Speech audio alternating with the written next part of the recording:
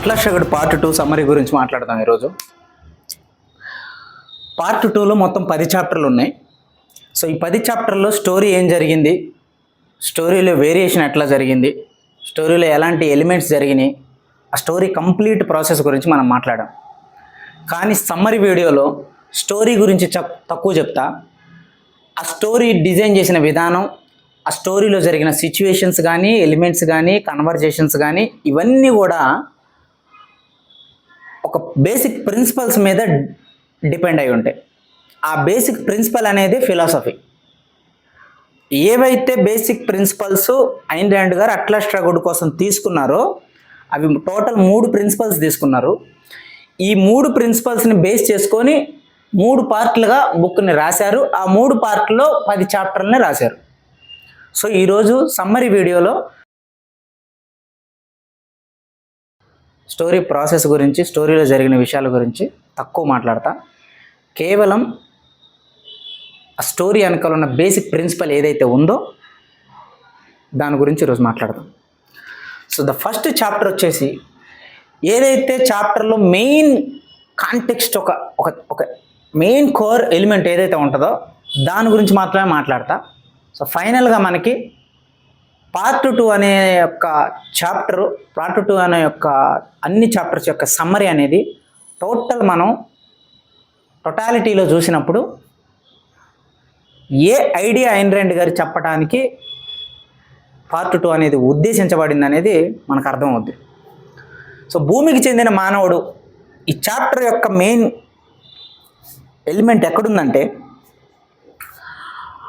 ఏదైతే 90th century motor కనపడిన తర్వాత డేగినికి, దాన్ని ఎట్లయినా సరే మళ్ళీ రీఫార్మేట్ చేసి, రీఇన్వెంట్ చేసి, దాని యొక్క ఫార్ములాను రిజాల్వ్ చేసి సొసైటీలోకి దాన్ని మళ్ళీ పంపించాలి. అలా పంపించటం వల్ల స్టాటిక్ ఎలక్ట్రిసిటీ దానంతట అదే నడుస్తుంది. మనకి ఇంధనం అవసరం అనేది ఇంకా రాదు. ఇంజిన్ ఆయిల్ కానీ, పెట్రోల్ కానీ ఈ అవసరం అనేది లేకుండా దానంతట అది నడుస్తుంది. దీనివల్ల మోటార్ వ్యవస్థ, ప్రపంచ యాంత్రిక యంత్రాంగం కానీ నెక్స్ట్ లెవెల్కి వెళ్తుంది, అభివృద్ధి సాధించవచ్చు మనం ఆ రంగంలో అని డిసైడ్ అయ్యి మొత్తం సైంటిస్టులు అందరినీ రిక్రూట్ చేసుకొని రిక్రూట్మెంట్ ప్రాసెస్కి పిలిచి వాళ్ళని ఒక్కొక్కరిని సెలక్షన్ ప్రాసెస్లో ఐడెంటిఫై చేసిన తర్వాత ఫైనల్గా ఒక్క వ్యక్తి మాత్రమే సెలెక్ట్ అవుతాడు. అతనే క్వెయింట్ డానియల్. సో ఆ క్వెయింట్ డానియల్కి అప్పచెప్తుంది. ఓకే, అయితే అతనికి అప్పచెప్పడానికి ముందు డాక్టర్ ఫెర్రిస్ను కూడా పిలిచి మాట్లాడుతుంది. ఫెర్రిస్తో డాక్టర్ ఫెర్రిస్ గారికి జరిగింది మొత్తం చెప్తుంది, ఎక్కడ దొరికింది ఏంటి ఇదంతా అని. అప్పుడు డాక్టర్ ఫెర్రిస్ దాన్ని చూసి స్టన్ అయిపోయి ఒక మాట అంటాడు, ప్రపంచంలో ఎంటర్టైన్మెంట్కి గాలి తిరుగుళ్ళు తిరగటం ఒక పోరంబోకు వ్యవస్థ, ఈ 5 సెన్సెస్ ఆర్గాన్స్ ఏవైతే ఉన్నాయో వీటికి నిరంతరం ఒక ప్లెజర్నిచ్చే ప్రాసెస్కే ఎక్కువ ప్రాధాన్యత ఇచ్చే ఇలాంటి ప్రపంచంలో ఇలాంటి ఒక గొప్ప ఆవిష్కరణని ఇతను ఎందుకు అసలు చేయాలనుకున్నాడు, ఇతని జీవితాన్ని ఎందుకు అలాంటి వ్యక్తుల సౌఖ్యం కోసం వృధా చేయాలని డిసైడ్ అయ్యాడు అని చెప్పి అంటాడు. అన్నప్పుడు డేగ్ని అంటుంది, బహుశా ఈ భూమి మీద బ్రతకడాన్ని అతను ఇష్టపడి ఉండొచ్చు అని అంటుంది. This a very very important dialogue. Love towards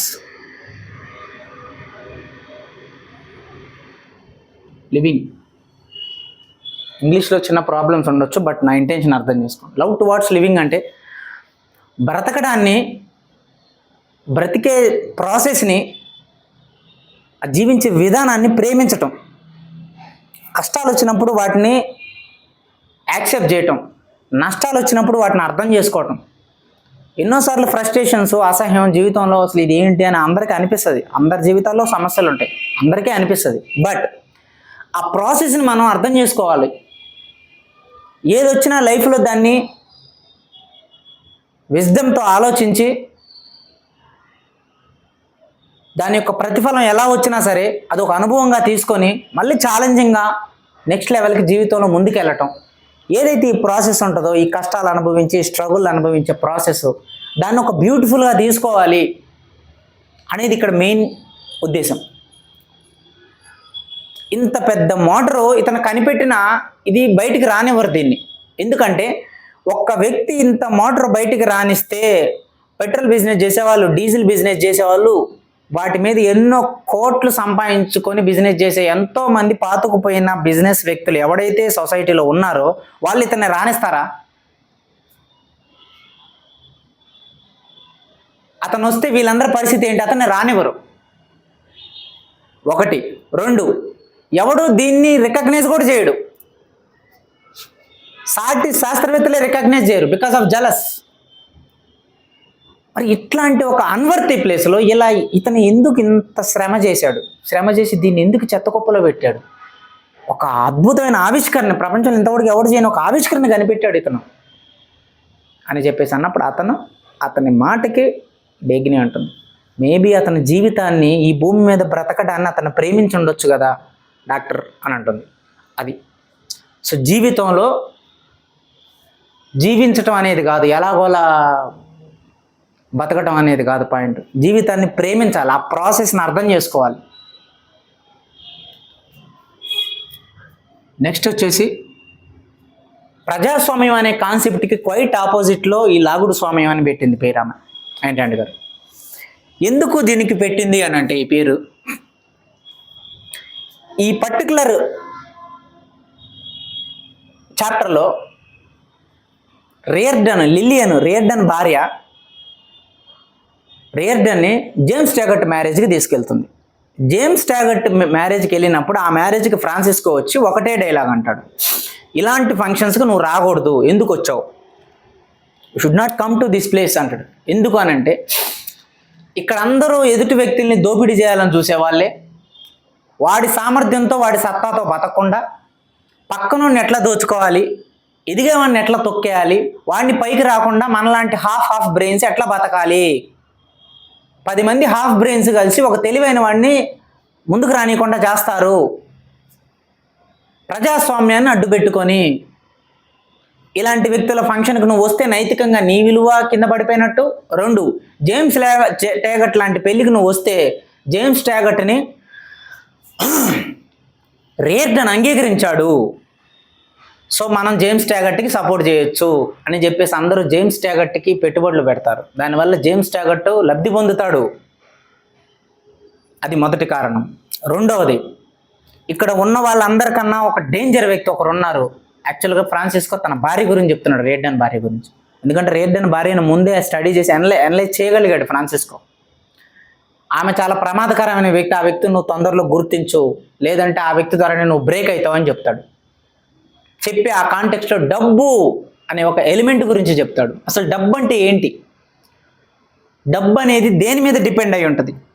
ఒక మనిషికి డబ్బు అనేది ఒకరు ఎక్కువ సంపాదిస్తారు, ఇంకొకరు తక్కువ సంపాదిస్తారు. దేనికి? డబ్బు అనేది చెడ్డదా అని ప్రపంచం రెగ్యులర్గా ఆలోచించే ప్రాసెస్కి తాను అక్కడ సమాధానం చెప్తాడు, ఒక పెద్ద స్పీచ్ ఇస్తాడు.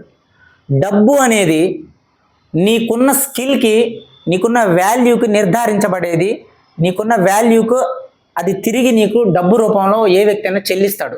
That means money is based on your skill, money is based on your worth అని చెప్తాడు. అంటే ఇక్కడ ఐన్ రాండ్ ఏం చెప్పారంటే, ఏ రోజైతే డబ్బు ఒక వ్యక్తి యొక్క ఎమోషన్ని బేస్ చేసుకొని కానీ, ఒక వ్యక్తి యొక్క సమానత్వాన్ని బేస్ చేసుకొని కానీ, దాని మీద కాకుండా వ్యక్తి సామర్థ్యాన్ని బేస్ చేసుకొని డబ్బు అనేది ముడిపడి ఉంటుందో ఆ దేశం కానీ ఆ ప్రపంచం కానీ ఖచ్చితంగా ఎదుగుతుంది అని చెప్తుంది. హౌ? ఒక ఉద్యోగానికి వెళ్ళినప్పుడు ఏ హక్కులు కానీ, ఏ రిజర్వేషన్స్ కానీ, ఏ సమాన ప్రాతిపదికన కానీ ఆలోచించి ఆ వ్యక్తికి ఇదిగో నీది ఇది కోట, నీది కోట, నీది కోట, నువ్వు ఇక్కడ కొట్టు, నువ్వు ఈ జాబ్ ఇది, నీకు ఇన్నే జాబులు, ఇది కాకుండా ఆ టోటల్ సిస్టమ్ని ఎరాడికేట్ చేసి ఎవరిలో అయితే స్కిల్ ఉంది, ఎవరిలో అయితే కెపాసిటీ ఉందో ఆ ప్రాసెస్ ద్వారా వాళ్ళ యొక్క స్కిల్ని, కెపాసిటీని ఐడెంటిఫై చేసి then you have to provide opportunity to them. In that sense, society అనేది సమర్థవంతమైన వాళ్ళ చేతుల్లో నడుస్తున్నప్పుడు ఆ సమాజం కానీ ఆ దేశం కానీ చాలా బ్యాలెన్స్డ్గా నడుస్తుంది. ప్రజాస్వామ్యం చేయాల్సిన పని అది. ఎవరైతే దోపిడీదారులు ఉంటారో, ఎవరైతే మోసం చేసే వాళ్ళు ఉంటారో, ప్రజాస్వామ్యంలో ఉన్న లూప్ హోల్స్ని వాడుకొని ప్రజల దగ్గర నుంచి వచ్చే ట్యాక్స్ డబ్బుల్ని ఎవరైతే తిరిగి సొసైటీ యొక్క డెవలప్మెంట్కి ఉపయోగించకుండా ఉంటారో, అలాంటి వ్యక్తులు బిజినెస్ మ్యాన్లు కానీ ఇండస్ట్రీ పర్సన్లు కానీ ఎదగనీయకుండా చేస్తున్నప్పుడు కాపాడాల్సింది ఎవరు? ఒక బిజినెస్ మ్యాన్ని, ఒక ఇండస్ట్రీ పర్సన్ని, ఒక ఇన్నోవేటివ్ ఎలిమెంట్స్ని కాపాడాల్సిన బాధ్యత ప్రజాస్వామ్యానిది. కానీ ప్రజాస్వామ్యంలో ఉన్న వ్యక్తులే వీళ్ళని దోపిడీ చేస్తున్నప్పుడు ఇంకా వీళ్ళని ఎవరు కాపాడతారు? ఒక సొంత మెటల్ కనిపెట్టినప్పుడు ఈక్వలైజేషన్ ఆఫ్ ఆపర్చునిటీ బిల్లులో అతనుకున్న బిజినెస్ను మొత్తాన్ని తీసేసుకున్నారు. సో అతనికి ఇప్పుడు ఒకటే బిజినెస్ నడిపే అవకాశం వచ్చింది. అంటే అతని తెలివిని, అతని సత్తాని, అతని సామర్థ్యాన్ని మీరు తగ్గించారు.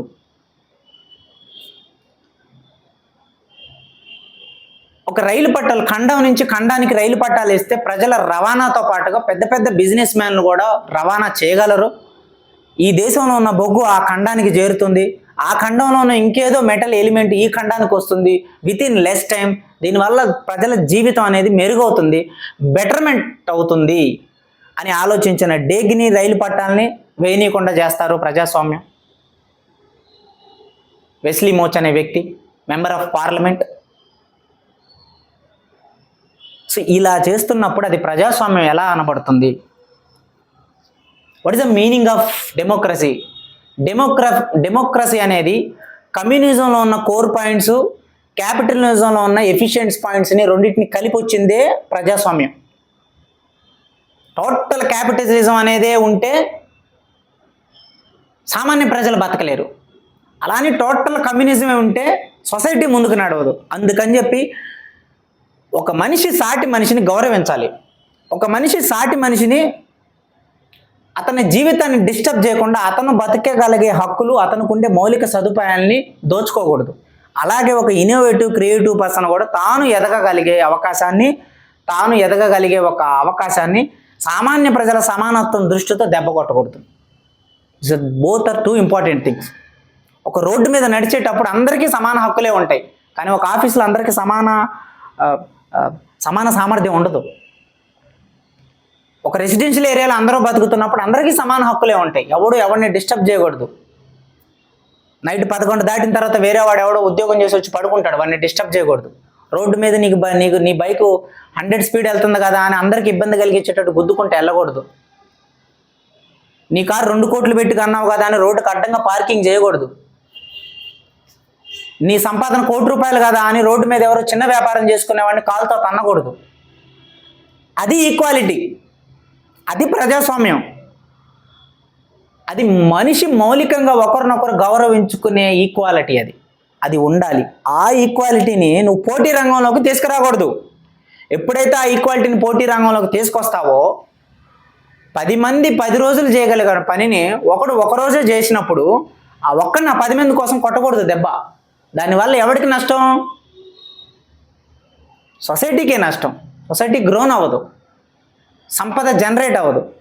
సంపద జనరేట్ అవ్వనప్పుడు ఏమవుతుంది? డబ్బు ఉండదు మన దగ్గర. డబ్బు లేనప్పుడు ఏమవుతుంది? ఇన్ఫ్రాస్ట్రక్చర్ డెవలప్ చేయలేము. ఇన్ఫ్రాస్ట్రక్చర్ డెవలప్ చేయలేనప్పుడు ఏమవుతుంది? మన పవర్ కానీ, మన ఆర్మీ కానీ, మన ఏదైతే యుద్ధానికి సంబంధించిన సామాగ్రి ఏముంటాయో ఇవన్నీ కూడా ఇప్పుడు ప్రపంచంలో చూస్తే మొట్టమొదటి అమెరికా ఉంది, 2 రష్యా ఉంది, 3 చైనా ఉంది, మనది ఎక్కడో 5, 6లోనో ఉంది. ఈవెన్ ఫ్రాన్స్ కన్నా కూడా మనదే, మన ఆర్మీ పవర్ చాలా తక్కువ వాళ్ళ దగ్గర ఉన్న అణు ఆయుధాలతో పోల్చుకుంటే. అది ఎలా పాసిబుల్ అవుతుంది? డబ్బు సామాన్య ప్రజానికానికి కావలసిన మౌలిక సదుపాయాలు, ఎవరైతే ముసలివాళ్ళు, పెన్షన్స్, ఇట్లాంటివి, సబ్సిడీలు, ఇలాంటి మౌలిక సదుపాయాలు ఉంటాయో వాటన్నిటినీ ఇవ్వంగా కూడా ప్రభుత్వం దగ్గర ఇంకా డబ్బు చాలా మిగలాలా. ఆ మిగిలినప్పుడు ఆ డబ్బుని నువ్వు ఆర్మీకి, డిఫెన్స్కి, నేవీకి, ఎయిర్ ఫోర్స్కి, ఆ రంగాలకి నువ్వు కేటాయించినప్పుడు అక్కడ ప్రయోగాలు జరిగి అబ్దుల్ కలాం లాంటి వ్యక్తులు ఎన్నో మిసైల్స్ని తయారు చేస్తారు. అప్పుడు ఏమవుతుంది? యాజ్ పర్ వార్ అనే కాంటెక్స్ట్లో నీ దేశం బలంగా ఉంటుంది. ఇంకో పక్క ప్రజలకు కావాల్సిన అవకాశాల్లో కూడా బలంగా ఉంటుంది. అలా కాకుండా ఎప్పుడైతే నువ్వు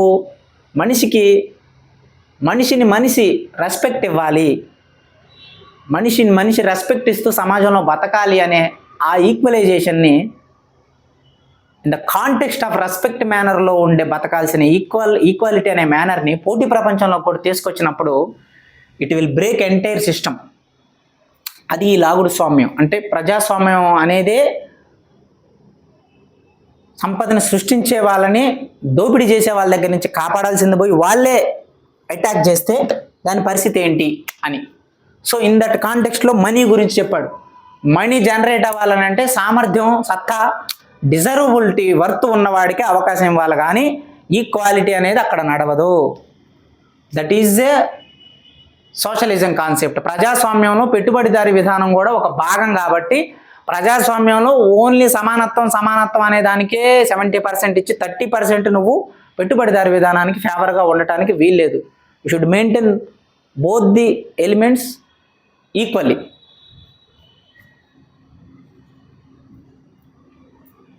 సో మనీ ఈజ్ స్కిల్. నీ స్కిల్ బేస్ చేసుకొని నీ యొక్క వాల్యూ డిపెండ్ అవుతుంది.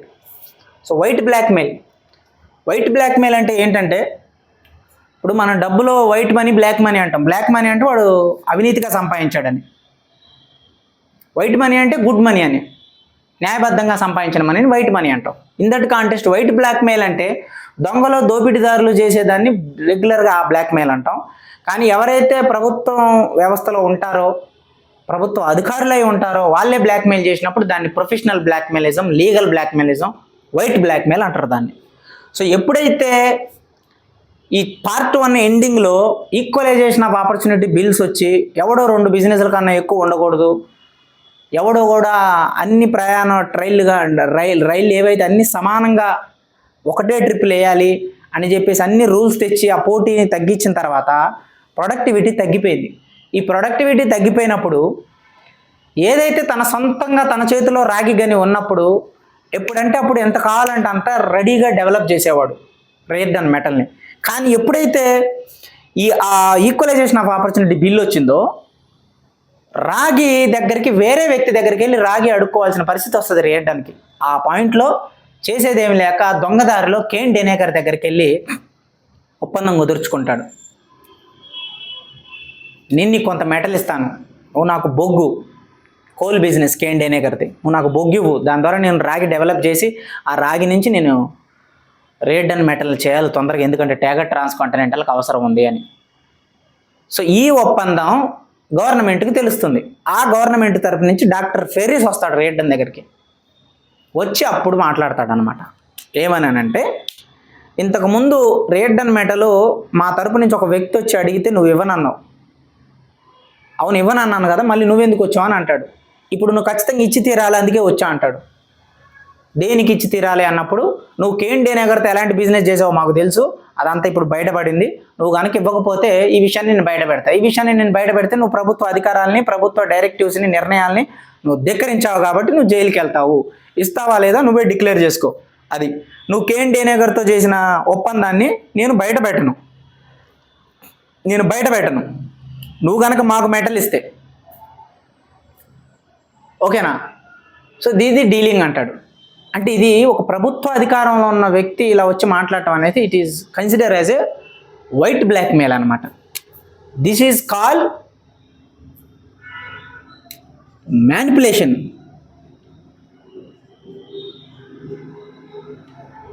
So it's not manipulation also, it is mainly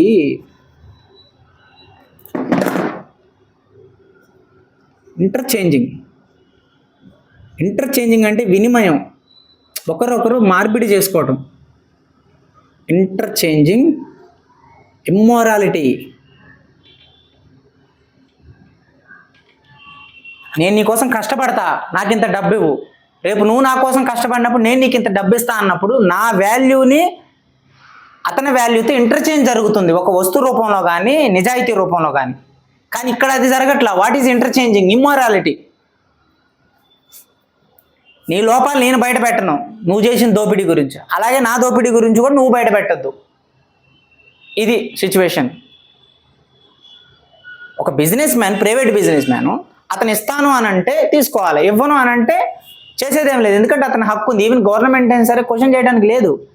government వచ్చి నాకు రేట్ అండ్ మెటర్న్ కావాలంటే అతను నేను ఇవ్వను అన్నాడు, దట్స్ ఆల్.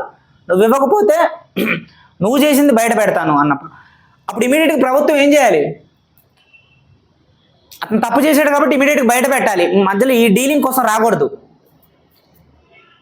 కానీ ఒక ప్రభుత్వం అయ్యుండి కూడా వచ్చి నువ్వు అక్కడ తప్పు చేశావు అన్నప్పుడే ప్రభుత్వం ఇమీడియట్గా యాక్షన్ తీసుకోవాలి. యాక్షన్ తీసుకోకుండా ఇతని దగ్గరకు వచ్చి నువ్వు తప్పు చేసావు కాబట్టి నీకు ఒక అవకాశం ఇస్తున్నాము, మా అవకాశాన్ని నువ్వు తీసుకుంటే నీ తప్పును బయట పెట్టకుండా మేము కాపాడతాము, అలాగే నువ్వు మాకు కావాల్సిన రేట్ అండ్ మెటల్ ఇవ్వాలి అని డిమాండ్ చేస్తున్నారు. దట్ ఈస్ వైట్ బ్లాక్మెయిల్ అంటారు దాన్ని, అంటే ఇంటర్చేంజింగ్ ఇమ్మోరాలిటీ. నెక్స్ట్, బలి పశువు సమ్మతి. సమ్మతి అంటే శాంక్షన్. బలి పశువు అంటే బలయ్యేవాడు, అమాయకుడు. అమాయకుడు అంటే నాట్ ఇన్ ద కాంటెక్స్ట్, అమాయకత్వం కాదు, తెలియకుండా గిల్ట్ రూపంలో బలయ్యేవాడు. అంటే ఈ బలి పశువు సమ్మతిలో the main point Rearden family.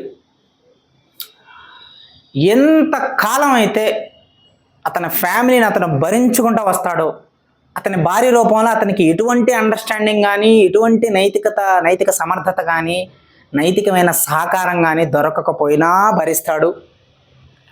చిన్నప్పటి నుంచి వాళ్ళ అమ్మగారు ఇతను బతుకుతున్న ప్రిన్సిపల్స్ కానీ, ఇతను బతుకుతున్న స్టాండర్డ్ వాల్యూస్ కానీ ఏది రికగ్నైజ్ చేయకుండా ఇతను చేసేది నిరంతరం తప్పే అని అతను ఒక షంటింగ్ చేసుకుంటూ వస్తుంది వాళ్ళ అమ్మగారు. వాళ్ళ తమ్ముడు మొదటి నుంచి వాడు ఏది కష్టపడి బతకుండా అతను అన్న మీదనే ఆధారపడి చివరికి మళ్ళీ అన్ననే విమర్శిస్తూ అన్ననే డిమారలైజ్ చేసే కాన్సెప్ట్లోకి వాడు ఉంటాడు. సో వీళ్ళందరినీ మోసి మోసి మోసి మోసి in this particular chapter it took ఈ శాంక్షన్ రిటర్న్. అతను ఏదైతే శాంక్షన్ చేస్తాడో, ఓకే నా మీద పడండి, మీరు నన్ను నిందించండి, నా మీద గిల్ట్ ప్రొవైడ్ చేయండి, నేను మౌనంగా ఉన్నాను కాబట్టి నన్ను అనండి మాటలో అని ఏదైతే యాక్సెప్ట్ చేశాడో ఆ శాంక్షన్ని రిటర్న్ తీసుకుంటాడు. తీసుకొని ఫస్ట్ టైం వాళ్ళ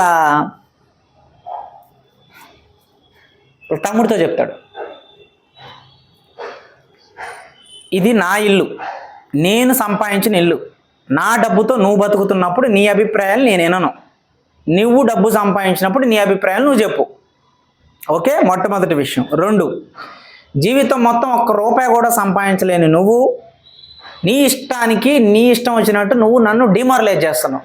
తమ్ముడు కదా అని ఇన్ని రోజులు ఊరుకున్నా, but now those are closed. ఇంకా అది అయిపోయింది. నా దయ, నా జాలి, నా మంచితనం ఇవే కదా అలుసుగా తీసుకొని మీరు మాట్లాడుతున్నది. It's over. ఇప్పటి నుంచి నువ్వు ఇంట్లోంచి బయటికి వెళ్ళిపోయినా, రోడ్ల మీద పడుకున్నా, రోడ్ల మీద తిండి లేక అడక్క తిన్నా, ఐ డోంట్ కేర్, నాకు సంబంధమే లేదు, ఉంటే ఉండు లేకపోతే వెళ్ళిపో అని పర్ఫెక్ట్గా చెప్తాడు, వార్నింగ్ ఇస్తాడు. అది మొదటిది. రెండవది, వాళ్ళ అమ్మగారు తమ్ముడిని చూడు, తమ్ముడికి ఏదైనా జాబ్ చూడు అని వెళ్ళినప్పుడు తమ్ముడికి ఏమని జాబ్ చూడాలి? తమ్ముడికి అసలు మెటల్ గురించి ఏమీ తెలియదు, మెటల్ గురించి ఏమీ చదువుకోలేదు. అలాంటి వ్యక్తికి ఉద్యోగం ఇక్కడ ఎట్లా ఇవ్వగలగాలి? అంటే నీ తమ్ముడు కదా, నా తమ్ముడైనంత మాత్రం నేను ఎలా ఇస్తా? వాడికి ఏమీ తెలవనప్పుడు వాడికి ఉద్యోగం ఇస్తే రేపు అన్ని ఏదైనా తెలిసిన వ్యక్తి, అర్హత ఉన్న వ్యక్తి వచ్చి అడిగినప్పుడు నేను అతనికి ఫేస్ ఎట్లా చూపెట్టాలా? అన్నీ వచ్చి అన్నీ తెలిస్తే ఉద్యోగం ఇస్తే నీ గొప్పతనం ఏముందిరా? వాడు నీ తమ్ముడు కాబట్టి వాడు పనికి మాలినోడైనా పనికి రానోడైనా ఏమీ తెలవనోడైనా నువ్వు వాడికి గౌరవించాలి, వాడికి స్థాయిని సామర్థ్యం లేకపోయినా వాడికి నువ్వు అవకాశం ఇవ్వాలి. అది కదా అన్న అంటే అంటది వాళ్ళ అమ్మగారు. అప్పుడు అంటాడు రేడ్డన్, నీ మీద నాకు అసహ్యం రాకముందే దయచేసి నువ్వు ఇక్కడి నుంచి వెళ్ళిపో అంటాడు. సో ఇన్ దట్ లెవెల్ ఆ డైలాగ్ రాస్తాడనమాట. ఐన్ ర్యాండ్ గారు ఒక డైలాగ్ రాస్తుంది. ఎప్పుడైతే వాళ్ళ తమ్ముడిని వాళ్ళ అమ్మకి ఇంకా అతను డిక్లేర్ చేసి మీరు ఉంటే ఉండండి, ఇక నుంచి నేనైతే ఎలా చేయను మీ ఇష్టం వచ్చినట్టు మాట్లాడటానికి, ఐ డోంట్ కేర్ అని డిక్లేర్ చేసి వాళ్ళ పార్టీ జరుగుతున్న మధ్యలోంచి బయటకు వస్తాడు. బయటకు వచ్చి కార్ వేసుకొని డైరెక్ట్ డేగ్ని దగ్గరికి వెళ్తాడు కదా. ఆ డేగ్ని దగ్గరికి వెళ్ళేటప్పుడు కారు ఇలా ఫాస్ట్గా వెళ్తూ ఉంటుంది కదా. ఆ కారు ఫాస్ట్గా వెళ్తున్నప్పుడు ఆ కారు పక్కన ఉన్న రోడ్డు పక్కన చెట్లు ఏవైతే ఉంటాయో అవన్నీ ఫాస్ట్గా వెనక్కిపోతూ ఉంటాయి. అక్కడ రాస్తుంది అయిన్ రండ్ గారి డైలాగు. ఎంత స్పీడ్తో ఆ చెట్లు కారు నుంచి వెనక్కి నెట్టబడుతున్నాయో అందులోనే వాళ్ళ ఫ్యామిలీ మెంబర్స్ కూడా కొట్టుకుపోతున్నట్టుగా అనిపించింది అని రాస్తుంది అనమాట అయిన్ రండ్ గారు. దట్ మీన్స్ అతను వదిలేదు, ఇంకా కమాండ్ని వాళ్ళకి ఏదైతే కమాండ్ ఇచ్చాడో తను శాంక్షన్ చేశాడో మౌనంగా ఉండి దాన్ని రిటర్న్ తీసుకున్నాడు. Is no more ready to accept. ఇక నుంచి నీ ఇష్టం వచ్చినట్టు మాట్లాడటానికి కానీ మీ ఇష్టం వచ్చినట్టు అభిప్రాయాలు జారీ చేయడానికి వీల్లేదు. ఎందుకంటే ఇది నా ఇల్లు, నా సంపాదనతో నేను కష్టపడి నేను సంపాదించుకున్నా కాబట్టి వీడి సంపాదన లేదు ఏం లేదు, నా మీద ఎందుకు వీడి డైలాగులు అని చెప్పేసి డిక్లేర్ చేసేటప్పుడు వాడు ఇంక భయపడతాడు వాళ్ళ తమ్ముడు, నిజంగానే అన్న బయటికి పంపిస్తాడేమో అని. That means accepting guilt,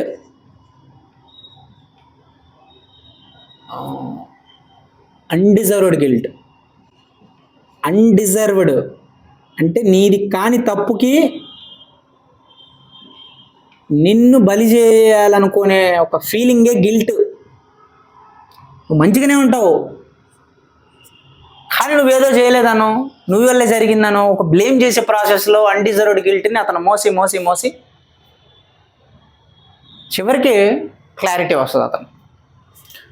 next account overdrawn. ఈ అకౌంట్ ఓవర్ డ్రన్ కాన్సెప్ట్లో ఈ చాప్టర్లో ఏంటంటే తుఫాన్లు వస్తాయి, వరదలు వస్తాయి. తుఫాన్లు వరదలు వచ్చినప్పుడు ఎకానమీ డౌన్ అవుతుంది, రైలు పట్టాలన్నీ కొలాప్స్ అయిపోతాయి. ఈక్వలైజేషన్ బిల్ ఆపర్చునిటీ వల్ల ఎక్కడ ప్రొడక్షన్ పెద్దగా జరగదు. ఈ ప్రొడక్షన్ జరగటం వల్ల యంత్రాల రూపంలో కానీ సరుకుల రూపంలో కానీ కొరత వస్తుంది.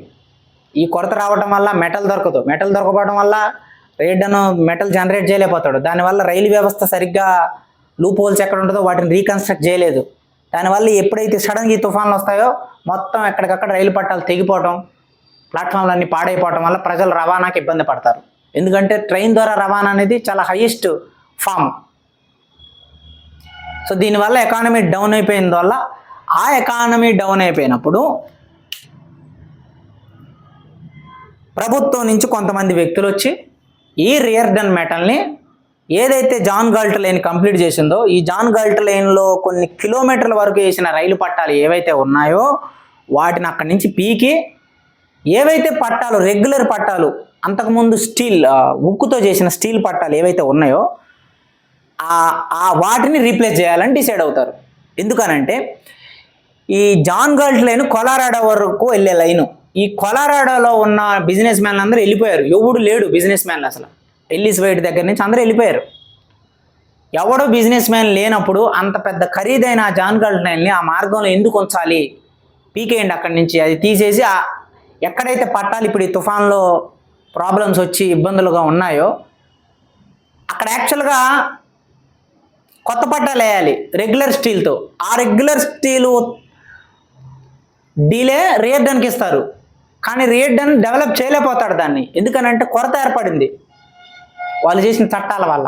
అప్పుడు వాళ్ళు చేసిన చట్టాల వల్ల ఏర్పడిన కొరతతోనే ఆ ప్రాబ్లమ్స్ను వాళ్ళు రిజాల్వ్ చేయలేనప్పుడు, ప్రజల నుంచి ఒత్తిడి వస్తున్నప్పుడు ఈ జాన్ గాల్ట్ లైన్లో ఉన్న పట్టాలను పీకి ఆ పాడైపోయిన పట్టాల లైన్ల మొత్తాన్ని బ్యాలెన్స్ చేయండి అని చెప్పేసి అంటారనమాట. That means account over drawn అంటే ఉన్నదానికన్నా ఎక్కువ తీసుకోవటం.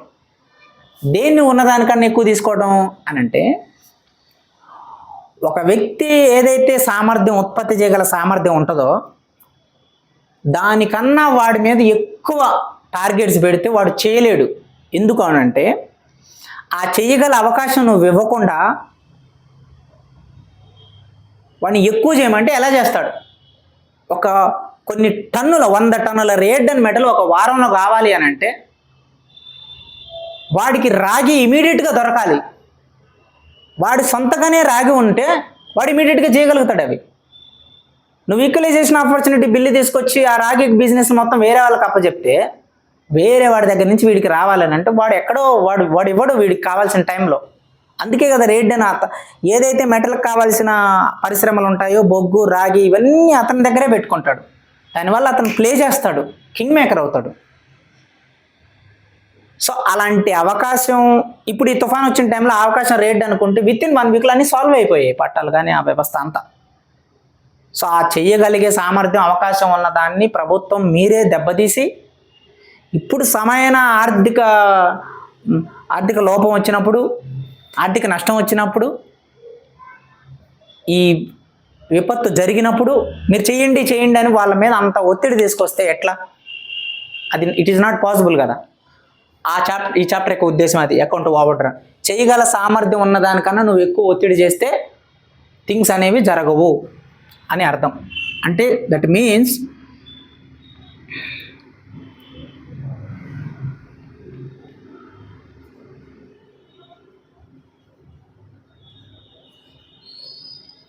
allow them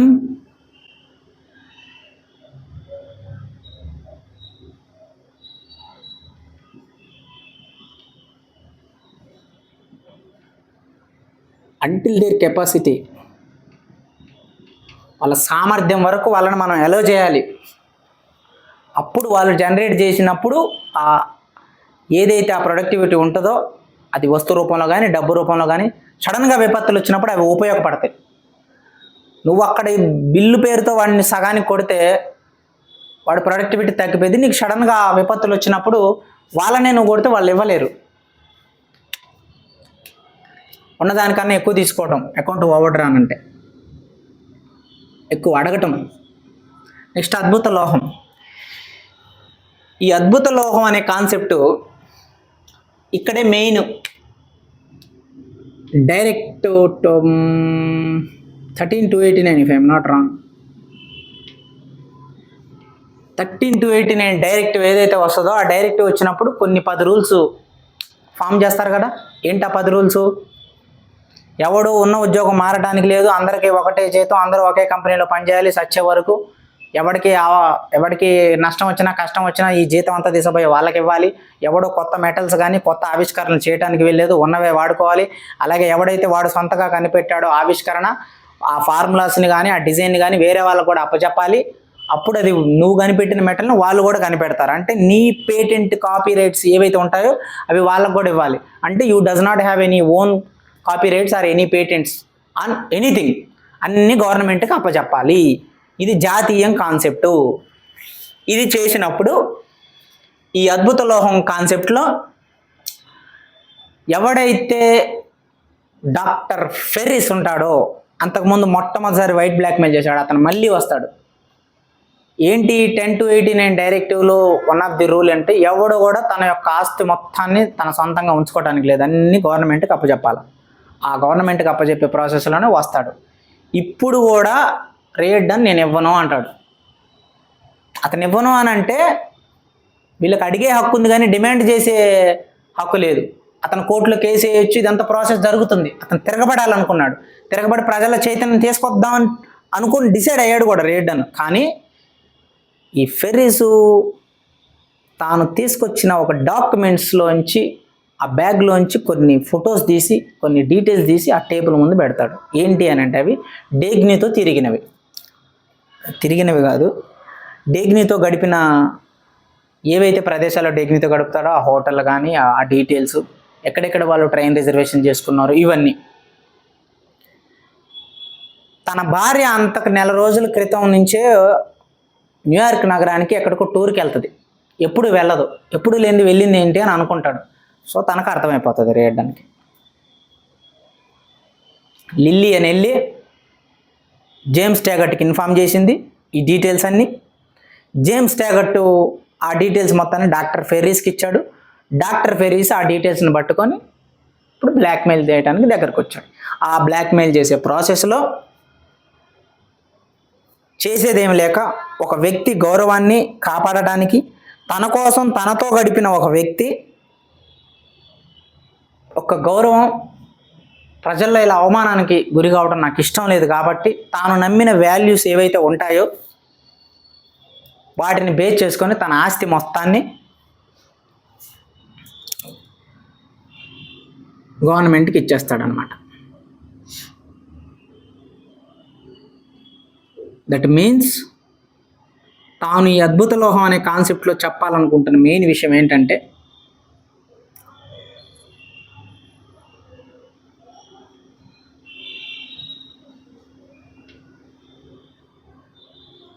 స్టాండర్డ్స్ అంటే విలువలు. ఎందుకు? ఏదైతే డెగ్నీతో పరిచయం అయిన రోజు నుంచి అతను తన భార్యతో ఉంటున్నా కూడా తన భార్యతో కలవట్లేదు శారీరకంగా. అంటే అతను ఇంటర్నల్గా మెయింటైన్ చేస్తున్నాడు ఆ క్యారెక్టర్ని. ఏ రోజైతే డెగ్నీతో నాకు పరిచయం ఏర్పడిందో ఆ రోజే నేను తనకు లిలియన్కి విడాకులు ఇచ్చి డెగ్నీని మ్యారేజ్ చేసుకొని గర్వంగా ప్రజలకి బాహటంగా తెలియజేయాల్సింది. కానీ అది తప్పేమో, అది తప్పుడు ప్రచారమేమో, అది తప్పుడు వ్యవస్థ ఇద్దేమో, అది తప్పుడు విషయమేమో అని నేనే డెగ్నీని తక్కువ చేసి నేనే డెగ్నీని ఒక దిగజారుడు మనిషిలాగా నేనే అనుకున్నాను మొదట్లో. చాలా రోజులు పట్టింది నాకు తనను అర్థం చేసుకోవడానికి. ఇంకా వీళ్ళు అనుకోవడంలో తప్పే ఉందిలే అని తాను ఆ తప్పుని, ఆ యొక్క నిందని తన మీదే వేసుకొని, ఏ రోజైతే నేను అలా చేయకుండా నా భార్యని ఆమె చేసే ఈ మాయని భరించుకుంటూ వచ్చానో ఈరోజు ఆమె నాకు రివర్స్ అయింది. ఇది నాకు జరగాల్సిందే. నేను చేసిన తప్పుకు డెగ్నీ పరువు ఎందుకు పోవాలి ప్రజల్లో, జనాల్లో? అలా ఒకవేళ నిజంగా చేస్తే నేను తనని బలి చేసినట్టు కదా. అలా ఎప్పుడు చేయను. అవసరమైతే నా 1000 కోట్ల ఆస్తిని వదులుకుంటానని గవర్నమెంట్కి రాసిచ్చేస్తాడు. సంతకం పెడతాడనమాట. 10/289 డైరెక్టివ్ ప్రకారం అందరూ సంతకం పెడతారు. ఆ దేశంలో ఒక్క రేడ్ అనే పెట్టడు. సో ఫైనల్గా తను కూడా పెట్టేస్తాడు. పెట్టిన తర్వాత రేడ్ అనికి చెప్తాడు. తనకి డెగ్నీకి తెలుస్తుంది ఈ విషయం. మెదళ్ళ మీద ఆంక్షలు అనే కాన్సెప్టు ఎప్పుడైతే ఈ ట్రైన్స్, ఈ 10/289 డైరెక్టివ్స్ వచ్చిన తర్వాత ఒకళ్ళ తర్వాత ఒకళ్ళు అందరూ దేశం వదిలిపెట్టి వెళ్ళిపోతూ ఉంటారు. వెళ్ళిపోయిన తర్వాత ఒక పొలిటీషియన్ ఎవడైతే ఉంటాడో అతను ట్రైన్ జర్నీలో చేస్తున్నప్పుడు ఆ ట్రైన్ ఆగిపోతుంది. ఒక 4-5 గంటలు ఆగాలి సార్ అంటే, లేదు నాకు గంటలోనే ఈ ట్రైన్ కదలాలి అని చెప్పేసి అతని యొక్క అహంకారాన్ని, అతని యొక్క పొలిటికల్ పవర్ని చూపెట్టాలి అని అనుకున్నప్పుడు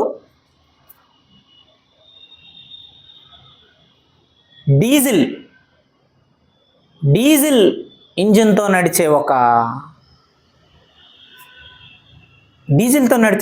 ఇంజిన్కి రీప్లేస్గా బొగ్గుతో నడిచే ఇంజిన్ని పంపిస్తారు. ఆ బొగ్గుతో నడిచే ఇంజిన్ ఏమవుతుందంటే ఆ రూటు ఒక టన్నల్, ఒక బ్రిడ్జ్ లోపల నుంచి రావాలి. అది ఒక ట్రైన్ ట్రాక్ను బట్టి ఆ ఇంజిన్ని డిక్లేర్ చేస్తారు. ఎన్ని బోగీలు ఉన్నాయి, అసలు ఆ మార్గం ఎలాంటిది, అది ఎంత ఎత్తుంది అని. ఎందుకంటే కెపాసిటీ బేస్ చేసుకొని డిసిషన్ తీసుకోవాలి కాబట్టి. డీజిల్ ఇంజిన్తో నడిచే ఇంజిన్ అయితే అన్ని పెట్టెలైనా లాగుతుంది. అది ఎత్తు పల్లంలో ఉన్నప్పుడైనా కెపాసిటీని, అది టార్క్ను కానీ జనరేట్ చేయగలదు, వెళ్ళగలదు ఆ టన్నల్లో అయినా ఎట్లయినా, ఆ కండిషన్ బేస్ చేసుకొని. ఎప్పుడైతే బొగ్గుతో నడిచే ఇంజిన్ని రీప్లేస్ చేస్తారో ఆ బొగ్గుతో నడిచే ఇంజిన్ అన్ని పెట్టెలను లాగలేక ఆ టన్నల్లో అది స్లోగా వెళ్ళటం వల్ల ఆ బొగ్గు ఇంజిన్ రిలీజ్ చేసిన వాయువు వల్ల, ఆ గాలి వల్ల, ఆ పొగ వల్ల అదంతా బ్లాక్ అయిపోయి అక్కడ స్టక్ అయిపోయి మనుషులు ఊపిరాడక చనిపోయి ఆ ప్లేస్లో అది ఆగిందనే విషయం దాని తర్వాత వచ్చే ఇంకొక గూడ్స్ ట్రైన్కి ఇన్ఫర్మేషన్ లేకపోవడం వల్ల, ఆ గూడ్స్ ట్రైన్లో ఆర్మీకి సంబంధించిన యుద్ధ సామాగ్రి ఉండటం వల్ల రెండు ఢీ కొట్టి ఆ బ్రిడ్జ్ పేలిపోతుంది. దట్ మీన్స్ మెదళ్ళ మీద ఆంక్షలు అంటే ఫ్రీడమ్.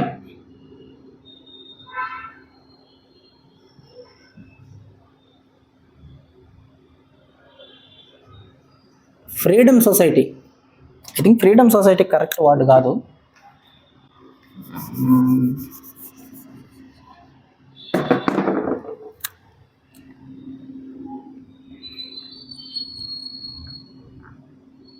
నో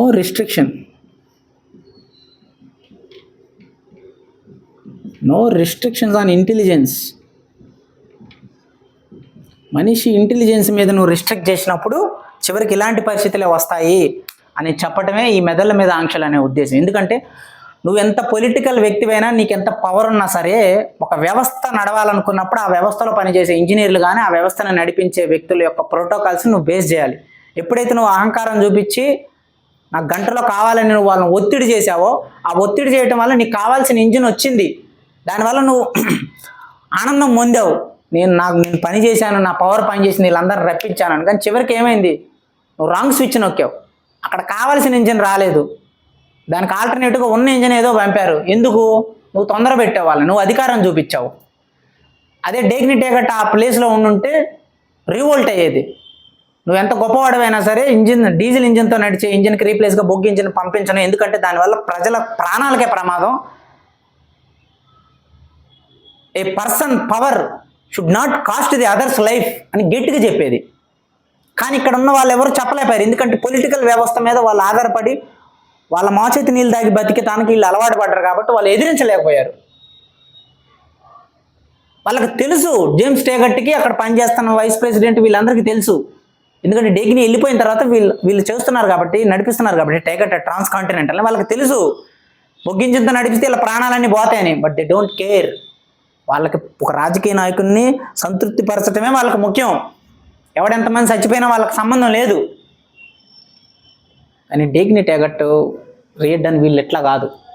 అక్కడ ఐన్ ర్యాండ్ ఉద్దేశం ఏంటంటే, నీకు పొగరున్నా, నీకు ఒక అహంకారం ఉన్నా, నీకు ఒక మొరాలిటీ ఉన్నా, నీకు ఒక సత్తా ఉన్నా సరే దానికి ఒక మోరల్ స్టాండర్డ్ ఉండాలి. కానీ అది ఎదుటి వ్యక్తి యొక్క ఆత్మగౌరవాన్ని బ్రేక్ చేసేదానిలాగా, ఎదుటి వ్యక్తి యొక్క జీవితాన్ని నాశనం చేసే విధంగా అది ఉంటే అప్పుడు అది నీది మొరాలిటీ అవ్వదు. దట్ ఈజ్ వాట్ స్టాండర్డ్స్ అంటే. A morality with standards, moral standard అంటారు ఐన్ ర్యాండ్ గారు. ఆ పదాన్ని ఫస్ట్ కాయిన్ చేసింది ఐన్ ర్యాండ్. నేను ఎక్కడ విన్నా మొరాలిటీ అని వింటా కానీ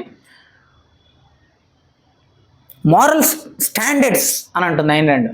అంటే నువ్వు అనుకున్న మొరాలిటీకి, నేను ఉగ్రవాదిని, నా మతం చెప్పింది సంపమని కాల్ చేయమని అందరం చంపుకుంటూ పోతా, అది నా మొరాలిటీ అంటే అయిపోయింది. అట్లా కాదు.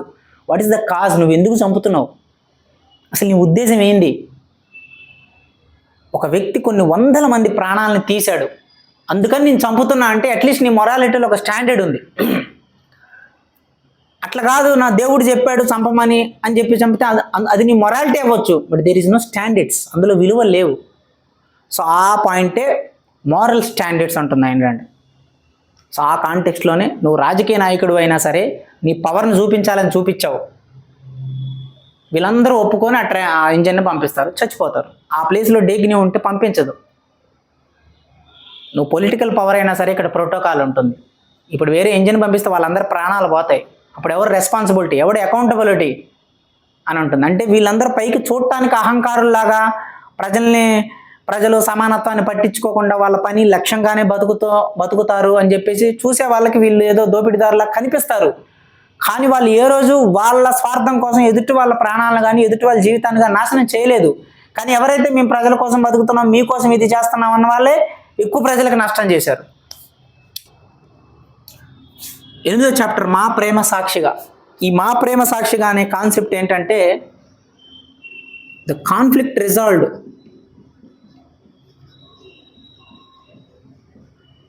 కాన్ఫ్లిక్ట్ రిజాల్వ్డ్ ఎవరిది? ఫ్రాన్సిస్కో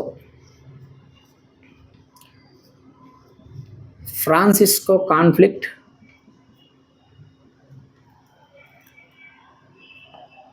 అనకూడదు,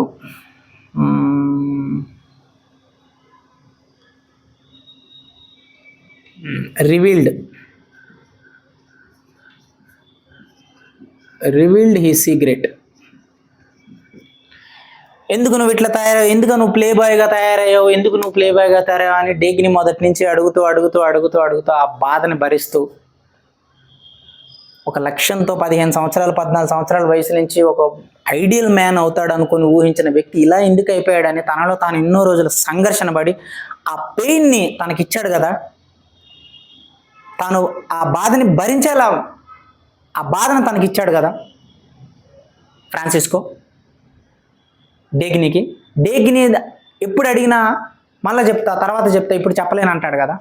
ఎప్పుడైతే డేగిని ఈ 10 to 89 డైరెక్టివ్స్ రూల్స్ వచ్చిన తర్వాత ఇక అనవసరం వెళ్తాం అని చెప్పేసి రిజిగ్నేషన్ చేసి వెళ్ళిపోయి వాళ్ళ నాన్న ఫామ్ హౌస్లో ఎక్కడో అడవిలో బతుకుతుంది కదా, అక్కడికి వస్తాడు కదా, అక్కడికి వచ్చినప్పుడు చెప్తాడు డైలాగ్, దిస్ ఈజ్ వేర్.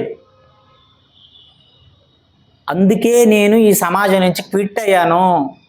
అర్హత లేని వ్యక్తుల దగ్గర, అర్హత లేని సమాజం దగ్గర, అర్హత లేని ప్రదేశం దగ్గర నేను ఉండకూడదని డిక్లేర్ అయ్యాను. మన మేధస్సునే వాడుకుంటూ చివరికి మన మీదే దోపిడీ చేసేవాళ్ళు, మన డబ్బునే తీసుకుంటూ చివరికి మన మీదనే అన్యాయంగా మాట్లాడేవాళ్ళు, మన టైంనే వాడుకుంటూ చివరికి మన మీదనే అసూయని ద్వేషాన్ని చూపించే వ్యక్తుల యొక్క ప్రగతి కోసం, మంచి కోసం ఎందుకు బతకాలి, ఎందుకు ఉండాలా? నాకు నచ్చిన ప్రదేశానికి నేను వెళ్ళిపోయినా స్వేచ్ఛగా బతుకుతున్నా. దిస్ ఈజ్ వాట్ మీ. సమాజంలో నాకు ఒక రికగ్నిషన్, అందుకే కావాలని ఒక ప్లే బాయ్ యాటిట్యూడ్ని నేను ప్లే చేశా. ఎందుకంటే ఆ ప్లే బాయ్ యాటిట్యూడ్ని ప్లే చేసి ఆ ప్లే బాయ్ యాటిట్యూడ్ ద్వారా మీలో నేను అలాంటి ఒక గుర్తింపుని, మీలో అలాంటి ఒక పబ్లిసిటీని జనరేట్ చేశా కావాలని. ఎందుకంటే ఆ పబ్లిసిటీ వల్ల నాకు కొన్ని లాభాలు ఉన్నాయి. ఏదైతే ఆ పబ్లిసిటీ వల్ల జనరేట్ అయిన గుర్తింపుని నేను వాడుకొని ఆ గుర్తింపు ద్వారా ఈ దోపిడీదారులందరి ద్వారా పెట్టుబడులు పెట్టించి ఆ పెట్టుబడులు పెట్టిన ఏదైతే ప్రదేశం ఉందో ఆ ప్రదేశాన్ని నా సొంతగా నేనే బాంబు పెట్టి బ్లాస్ట్ చేశా. దాన్ని న్యాచురల్ విపత్తుగా, న్యాచురల్ డిజాస్టర్గా నేను డిక్లేర్ చేశా. దీనివల్ల ఏమైంది? ఈ పెట్టుబడి పెట్టిన డబ్బులు మొత్తం పోయినాయి. అంటే సంపదను నాశనం చేశాను నేను కావాలని. నీకు మొదట్లో చెప్పాను ఇది ఎంత నా క్షణికానందం కోసం చేస్తున్నా అని. నేను చేస్తుంది క్షణికానందం కోసం కాదు. ఎవడైతే ఈ దోపిడీ చేస్తారో మేధస్సుల దగ్గర నుంచి దోపిడీదారులు, నేను తెలివైన వాడిని అని చెప్పి నేను ఆ వెంచర్లో అక్కడ పెట్టుబడి పెడితే వీడు తెలివైన వాడు, వీడు అక్కడ పెట్టాడంటే మనం కూడా గొర్రెల్లాగా పెట్టవచ్చు, మనకి లాభాలు వస్తాయని చెప్పి ఈ దోపిడీదారులు ఎవడైతే ఉన్నాడో, జేమ్స్ ట్యాగర్ట్ మీ అన్న లాంటి వాళ్ళు, అలాంటి వాళ్ళు 100 మంది అది అక్కడ పెట్టుబడి పెట్టించి నేనే వాళ్ళని కొలాప్స్ చేశా. ఇది కాన్ఫ్లిక్ట్. ఇప్పుడు అర్థమైందా? ఈ విషయాన్ని నేను నీకు ఒక 3 సంవత్సరాల క్రితం చెప్తే నువ్వు తట్టుకునేదానివా అంటే తట్టుకోలేను అని చెప్తుంది. ఎందుకంటే తనకి ఇంకా ఆ కైండ్ ఆఫ్ స్టెబిలిటీ రాలా. ఎప్పుడైతే ఆ దెబ్బలు తిని తిని తిని రాటు తెలిపే స్ట్రగుల్ అయ్యి చివరికి టేకట్ ట్రాన్స్ కాంటినెంటల్ను వదిలేసి కూడా రాగలిగే వచ్చిందంటే పరిస్థితులు ఎంత కఠినంగా అయితే తను వస్తుంది, అంత ప్రేమించిన ఆ జాబ్ను వదిలి, తన యొక్క డెసిగ్నేషన్ వదిలి ఇప్పుడు వచ్చి చెప్తాడు ఇందుకు ప్రజలకి, జనాలకి, వ్యవస్థకి నీ జాలి, నీ దయ, నీ మంచితనం ఏదైతే ఉన్నాయో, నీ ఔదార్యం, ఇవే వాళ్ళకు ఆయుధాలు. వాటినే ఆయుధాలుగా చేసుకొని నీ మీద అటాక్ చేస్తారు. నువ్వు ఎంత చేసినా నీ పనిని నువ్వు వదిలిపెట్టిపోవని వాళ్ళకు ఒక నమ్మకం. నీకు పని చేయటమే ముఖ్యం, పనే నీ జీవితానికి లక్ష్యం, పనే నీ జీవితానికి దైవం, పనే నీ జీవితానికి ఒక గొప్ప విలువైన కానుక ఈ భూమి మీద బతకటానికని నువ్వు నమ్ముతున్నావని, ఏం చేసినా నిన్నెన్నిసార్లు దెబ్బ కొట్టినా నువ్వు ఎక్కడికి పోవని నీ ఔదార్యం ఏదైతే ఉందో, నీ స్టాండర్డ్స్, అవి వాళ్ళు అర్థమైపోయింది డేగిని వాళ్ళకి. అందుకే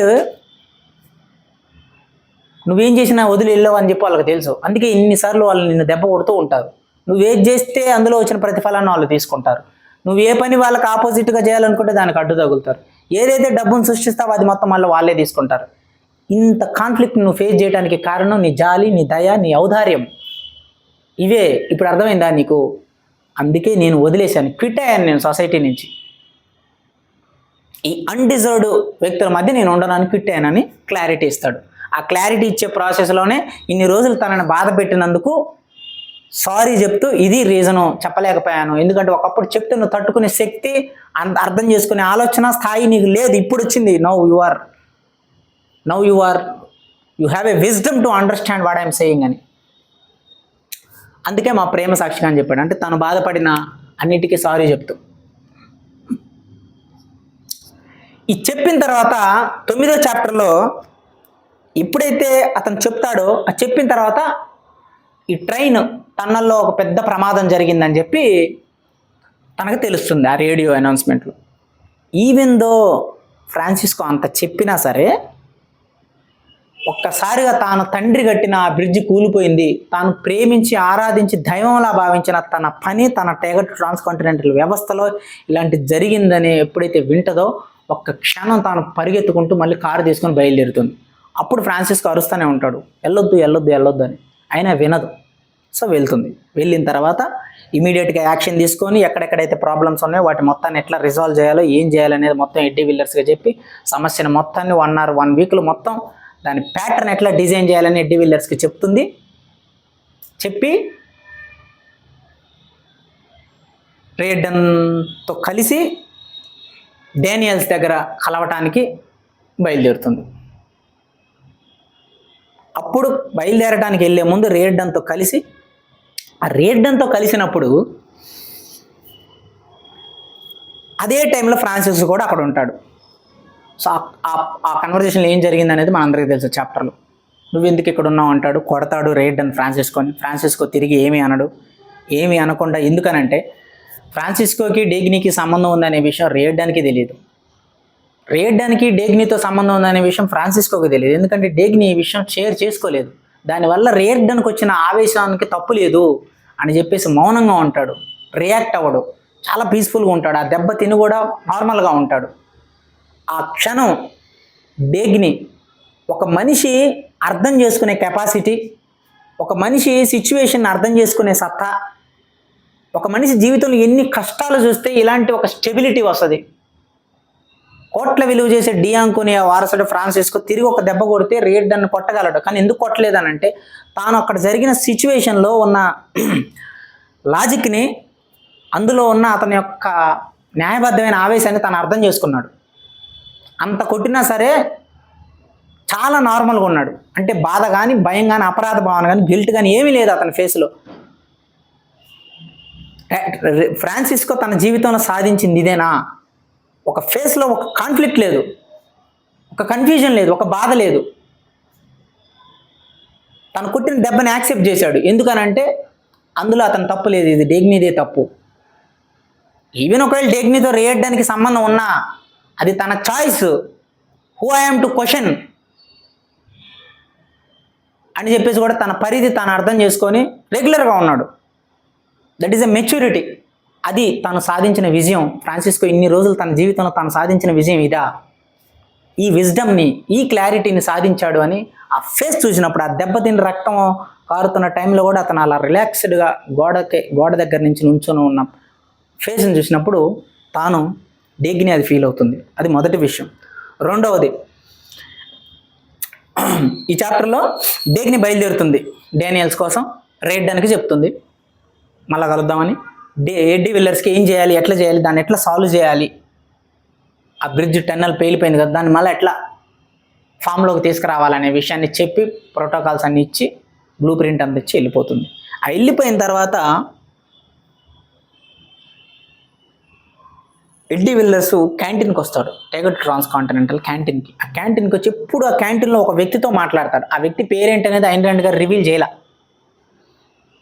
కానీ అతను పనిచేస్తాడు ఆ సంస్థలో, ఒక వర్కరు. నేను నీతో మాట్లాడడానికి వచ్చాను, చాలా రోజులైంది కదా, ఎన్ని రోజులు ఎక్కడికి వెళ్ళావు అని చెప్పేసి మాట్లాడటం మొదలుపెట్టి డేగ్నీకి రేయడానికి ఉన్న సంబంధం ఏంటి అనే విషయాన్ని తనకు ఆ రోజు ఆ రూమ్లో ఉన్నప్పుడు ఆ చొక్కా చూసి, ఆ బీరువా దగ్గర చొక్కా చూసి తనకు అర్థమైపోతుంది. కానీ డేగ్ని నేను అడగడు. కానీ ఎందుకో లోపల ఒక జలస్నో, ఒక కోపాన్నో, ఏదో ఒక ఫీలింగ్ని, అంటే తాను చిన్నప్పటి నుంచి పెరిగిన ఒక స్నేహితురాలికి ఎవరితో సంబంధాలు ఉండవని అనుకున్నప్పుడు ఒక మగ వ్యక్తితో సంబంధం ఉంది తన ఫ్రెండ్కి, అమ్మాయికి అని తెలిసినప్పుడు ఎక్కడో ఒక తెలియని ఒక బాధో, లేకపోతే ఏదో ఇది జరిగిందా అని ఒక చిన్నపాటి జలసో వాడు తన ఎక్స్ప్రెషన్ చెప్తా ఉంటాడు ఎడ్డీ విల్లర్స్. చెప్పినప్పుడు ఆ వర్కర్ని అంటే, నీతో నేను ఎందుకు ఏ విషయాన్నైనా నిర్మోహమాటంగా చెప్తానో తెలుసా, నీతో చెప్తే నాకు బాగుంటుంది, ఎందుకంటే నువ్వు ఏ విషయాన్ని అర్థం చేసుకుంటావు. రెండు, నీ ఫేస్లో అసలు ఎప్పుడు బాధ కనపడదు, నీ ఫేస్లో ఎప్పుడు అసలు ఒక భయం కనపడదు, నీ ఫేస్లో అసలు ఎప్పుడు ఒక అపరాధ భావనే ఉండదు, చాలా స్వచ్ఛంగా ప్యూరిటీగా ఉంటావు నువ్వు, అది నీకు ఎలా సాధ్యపడింది అని చెప్తాడనమాట. అంటే ఐన్ ర్యాండ్ యొక్క ఉద్దేశం ఏంటంటే, ఏ రోజైతే ఒక మనిషి బాధను కానీ, భయాన్ని కానీ, గిల్ట్ని కానీ వీటిలోంచి బయటపడతాడో అతని ఫేస్ చాలా నిశ్చలంగా, చాలా క్లారిటీతో ఉంటుంది అని దాని అర్థం. ఎప్పుడు ఈ బాధ, భయము, అపరాధ భావం అనేది ఎప్పుడు పోతుంది అంటే ఒక మనిషికి క్లారిటీ వచ్చినప్పుడు. క్లారిటీ ఎప్పుడు వస్తుంది అంటే కాన్ఫ్లిక్ట్ని, కాంట్రడిక్షన్, ఆ సంఘర్షణలన్నీ ఫేస్ చేసుకున్న తర్వాత అతనికి ఒక సత్యం తెలుస్తుంది. ఆ సత్యంలోంచి క్లారిటీ వస్తుంది. ఆ క్లారిటీ ఉన్నవాడికి బాధ ఉండదు, భయం ఉండదు, అపరాధ భావం అనేది ఉండదు. ఇన్ ద సెన్స్ అంటే అవి వ్యక్తిని ఎఫెక్ట్ చేసి అతని జీవితాన్ని జీవించే సామర్థ్యాన్ని కానీ, ఆ క్షణాలని చంపేసే రేంజ్లో ఉండదు. ఇక అతని క్లారిటీ వస్తుంది లైఫ్ మీద అనేది 9th chapter.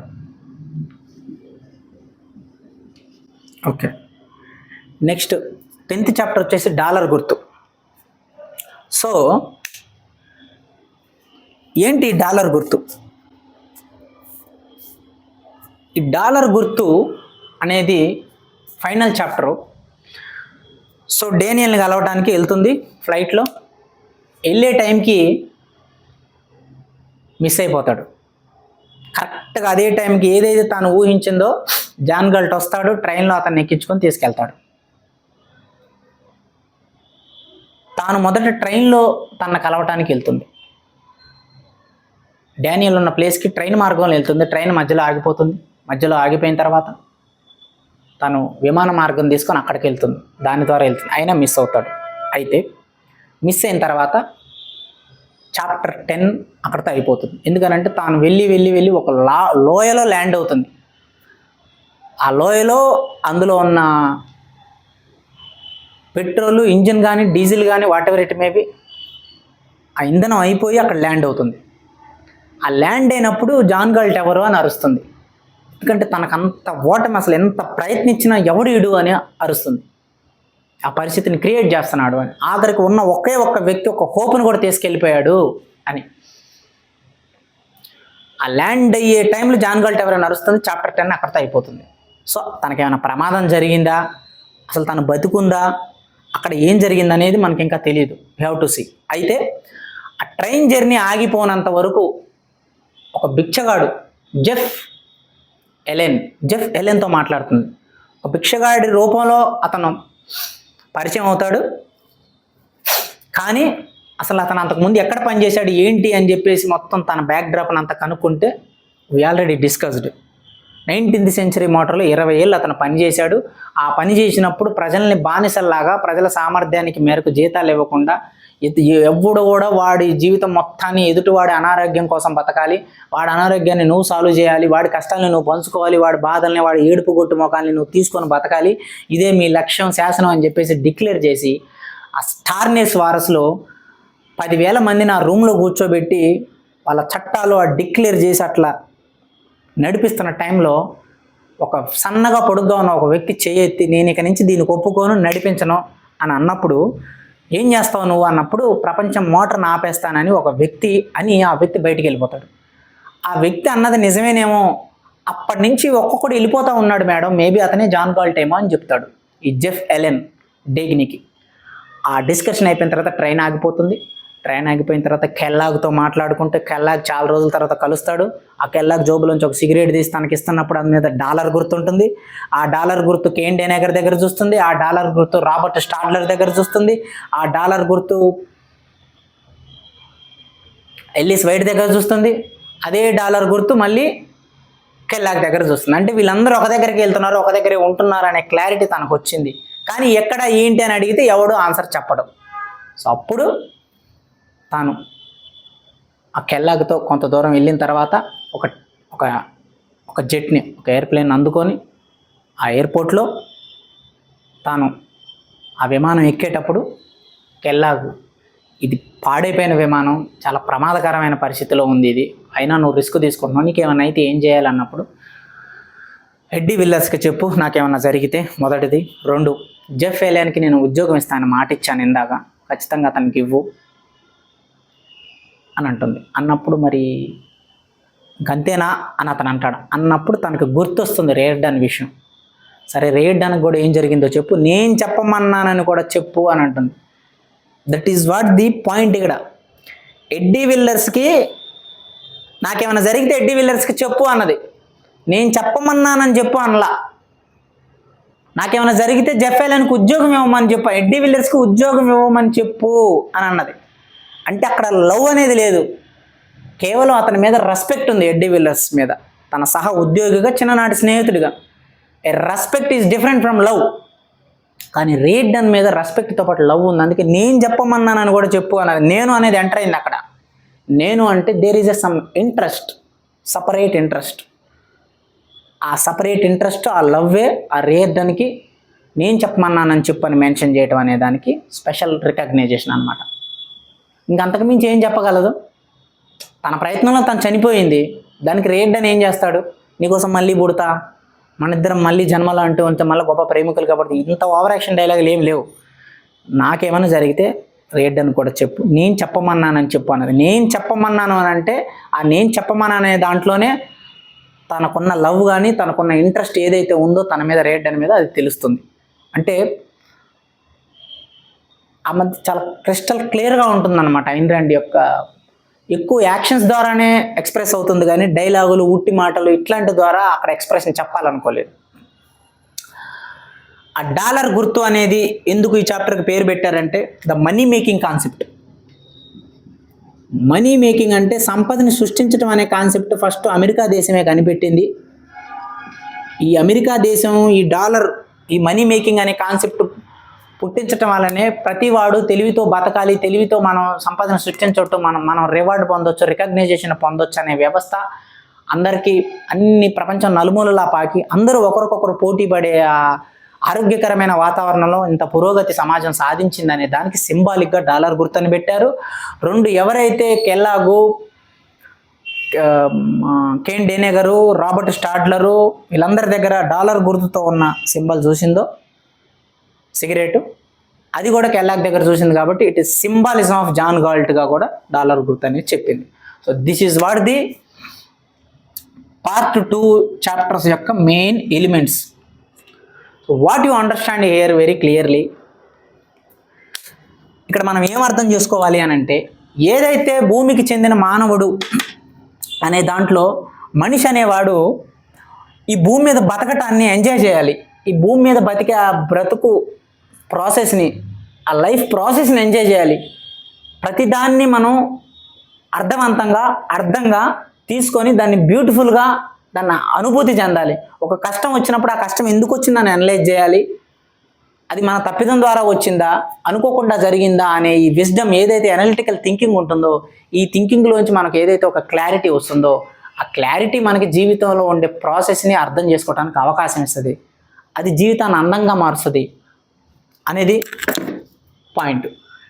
Money is skill, interchanging immorality, బలిపశు సమ్మతి, యాక్సెప్టింగ్ అన్డిజర్వ్డ్ గిల్ట్. ఏదైతే ఈ చాప్టర్కి ఎయిదర్ ఆర్ అని పెట్టారో దీని యొక్క మెయిన్ ఉద్దేశం ఏంటంటే, ఇదే మెయిన్గా అర్థం చేసుకోవాల్సిన విషయం. ఎయిదర్ ఆర్ అంటే ఇదే కానీ అది కానీ డిక్లేర్గా, అంటే ఒక డైలమాలోంచి, ఒక కాన్ఫ్లిక్ట్లోంచి బయటికి రా నువ్వు అనేది దాని పాయింట్. ఇది ఎలా మనకి రికగ్నైజ్ చేయాలి ఈ ఎలిమెంట్ని ఈ పార్ట్ 2లో అంటే, ఏదైతే ఈ చాప్టర్ 4 ఉందో, ఈ చాప్టర్ 4లో ఏం చెప్తాడు, రేడ్డను వాళ్ళ తమ్ముడు విషయంలో కానీ, వాళ్ళ అమ్మగారి విషయంలో కానీ, వాళ్ళ భార్య విషయంలో ఏదైతే కాంట్రడిక్షన్ ఫేస్ చేశాడో ఆ కాంట్రడిక్షన్ నుంచి బయటకు వచ్చాడు.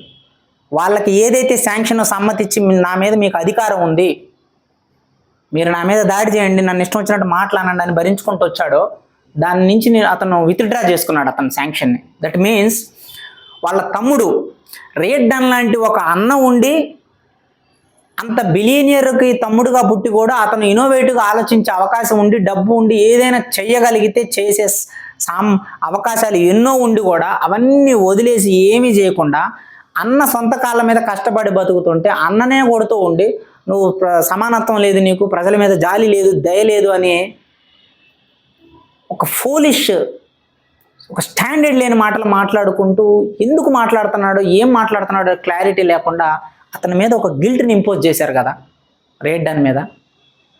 ఫస్ట్ టైం రేడ్డన్ చెప్పాడు అనమాట, అరే నీకు ఇంత అవకాశం ఉంది బతకటానికి, కానీ మీరందరూ అనవసరంగా నా మీదే డైలాగులు వేస్తున్నారు. సో ఇక మీ కర్మకి నేను బాధ్యుని కాదు అని చెప్పేసి డిక్లేర్ చేసుకున్నాడు అనమాట.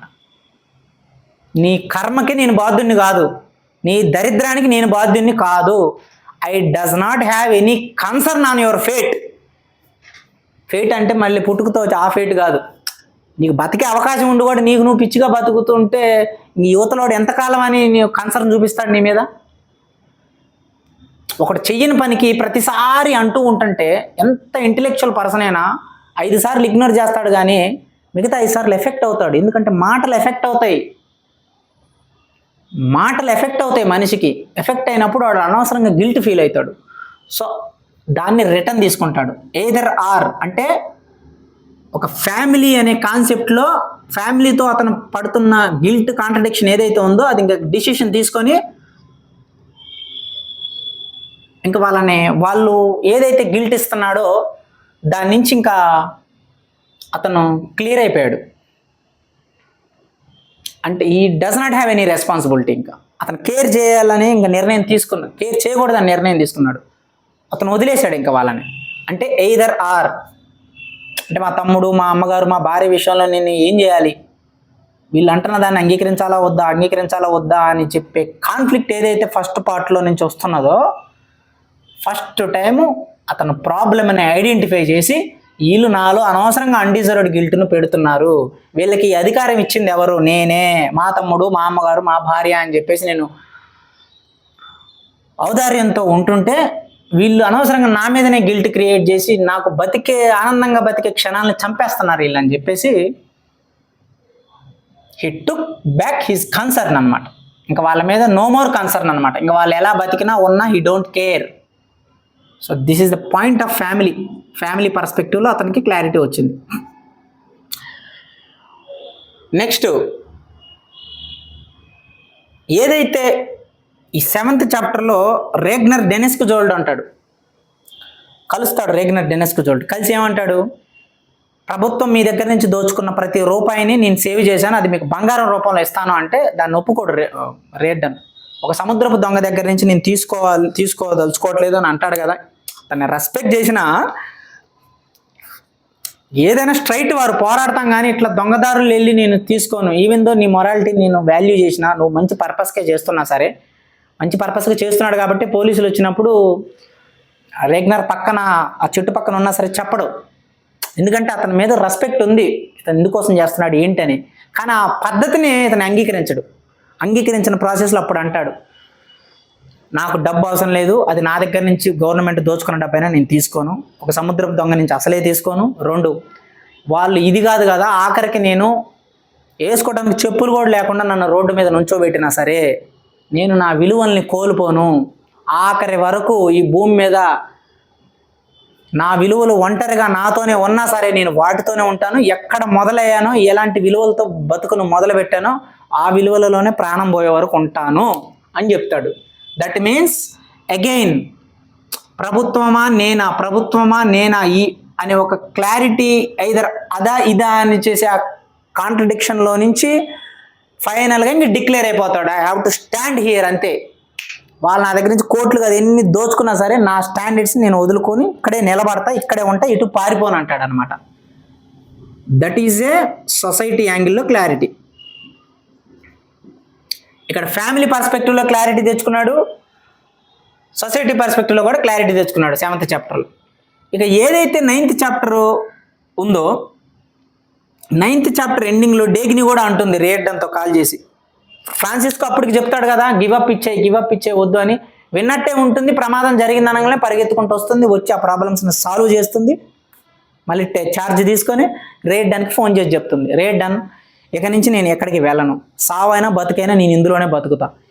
ఎందుకు అని అంటే ఇది నా ప్రేమ, ఇది నా లక్ష్యం, ఇది నా జీవం, పని లేకుండా నేను బతకలేను, ఈ పని కోసమే నేను ఉంటాను. ఆఖరికి ఒకటే చక్రం రైలు పట్టాల మీద తిరిగినా సరే ఆ ఆఖరి చక్రం ఉన్నంత వరకు నేను ఇక్కడే ఉంటాను. ఇది ఎలాంటిదంటే ఒక తల్లి తన పసిబిడ్డని కనుక వరదలో మునిగిపోకుండా చెయ్యి పెట్టిలా కాపాడుతున్నట్టుగా నా ఊపిరి ఉన్నంత వరకు ఇట్లా కాపాడుతాను.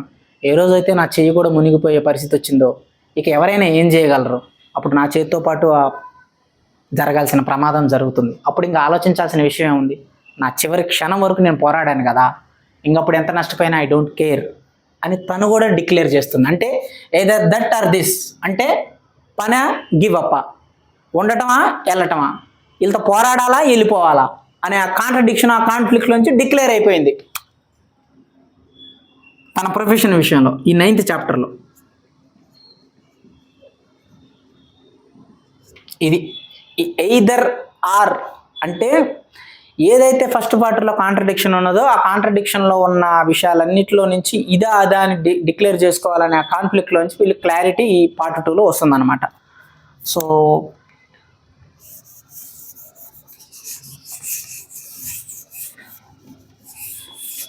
అది మెయిన్ కాన్సెప్ట్. సో ఇక్కడ పార్ట్ 1 వచ్చేసి నాన్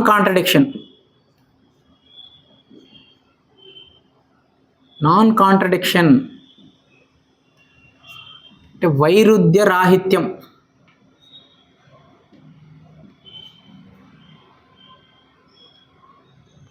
వైరుధ్య రాహిత్యం ఫస్ట్ పార్ట్ పేరు. సెకండ్ పార్ట్ వచ్చేసి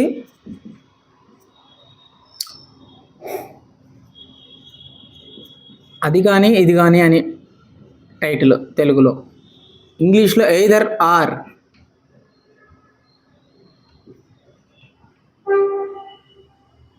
ఎయిదర్ ఆర్. సో ఇక్కడ ఏంటి, ఏవైతే పాత్రలు మనుషులు డేగ్ని రియర్డను కాంట్రడిక్షన్ ఫేస్ చేస్తూ ఉన్నారో పార్ట్ 1లో, సెకండ్ పార్ట్కి వచ్చేటప్పటికి దే డిక్లేర్డ్ ఎయిదర్ ఆర్, అది కానీ ఇది కానీ, ఇదా అదా డిక్లేర్ కాయంగా. జీవితం మొత్తం కాన్ఫ్లిక్ట్లో బతకొద్దు. ఎప్పుడైతే కాన్ఫ్లిక్ట్లో బతుకుతావో బాధ ఉంటుంది, భయం ఉంటుంది, గిల్ట్ ఉంటుంది. ఈ బాధ భయం గిల్ట్ నుంచి బయటపడాలంటే you have to get clarity వచ్చిన రోజు నువ్వు డిక్లేర్ అవుతావు అదా ఇదా అని. సో ఇన్ దట్ కాంటెక్స్ట్లోనే రియర్డన్ క్యారెక్టర్లో అతను కాన్ఫ్లిక్ట్లో నుంచి ఎక్కడికి వచ్చాడు, ఫ్యామిలీ, సొసైటీ, ప్రొఫెషన్. కరెక్ట్గా రాద్దాం. ప్రొఫెషన్,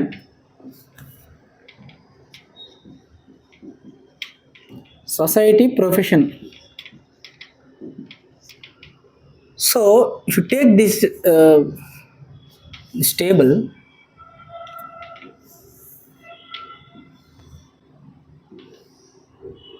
డెగ్ని,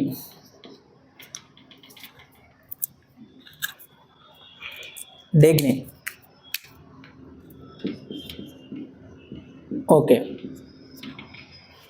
సో ఇక్కడ పార్ట్ 1లో ఏదైతే వాళ్ళు కాంట్రడిక్షన్ ఫేస్ చేశారో బోత్ పర్సన్స్, రియర్డన్ వాళ్ళ అమ్మగారి విషయంలో, వాళ్ళ తమ్ముడి విషయంలో, వాళ్ళ భార్య విషయంలో, డేగ్ని వాళ్ళ అన్న విషయంలో, అలాగే రియర్డన్ సొసైటీ విషయంలో, ప్రొఫెషన్ విషయంలో, డేగ్ని కూడా సొసైటీ విషయంలో, ప్రొఫెషన్ విషయంలో. Part 1లో the conflict part 1లో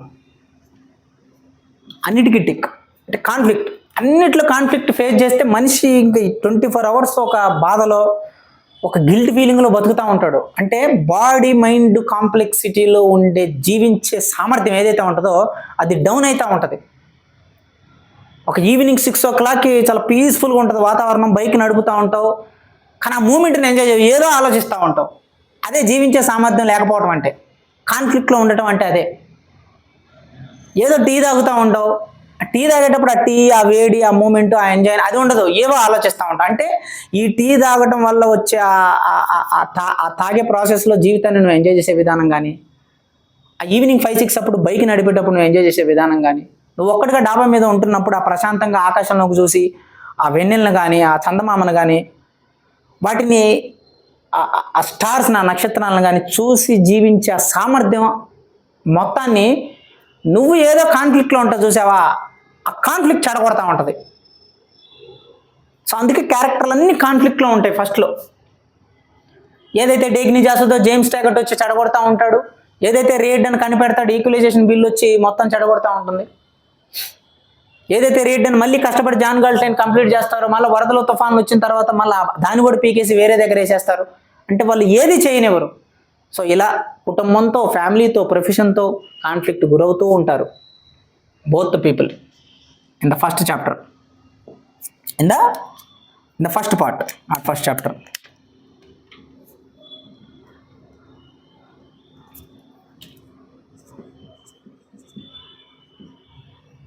Okay, this is a part 1. So both persons, when it comes to the second part, Rearden and Dagny, family విషయంకి వచ్చేటప్పటికి ఇంకా దేర్ ఈజ్ నో కాన్ఫ్లిక్ట్. ఇంకా there is no conflict. Rearden చెప్పేశాడు ఇక ఫ్యామిలీకి, నువ్వు ఎక్కడన్నా ఉండు, బతుకు సావు, రోడ్డు మీద అడకది, ఐ డోంట్ కేర్ అన్నాడు. వాళ్ళ భార్యతో కూడా చెప్పేశాడు, లాయర్ని పిలిపించి, లిలియన్తో నాకు విడాకులు కావాలి, ఐ డిక్లేర్, ₹1 కూడా భరణం ఇవ్వను అని చెప్తాడు. ఎందుకంటే మోసం చేసింది. మరి ప్రొఫెషన్ విషయంలో కూడా తాను డిక్లేర్ చేశాడు, ఇక బతుకున్నంత వరకు ఉండాలి, ఆఖరి చివరి క్షణం వరకు పోరాడతాను కానీ నా విలువలతో నేను తల వంచను అని. సొసైటీ విషయంలో మటుకు యాక్సెప్ట్ చేయలేదు సొసైటీని. సొసైటీ ఇన్ ద సెన్స్ ఇంక వీళ్ళందరూ వస్తారు, జేమ్స్ టేగట్, వెదర్బీ, వెస్లీ మోచు, వీళ్ళందరూ. డేగ్నీ విషయం కూడా సేమ్, సొసైటీని యాక్సెప్ట్ చేయలేదు.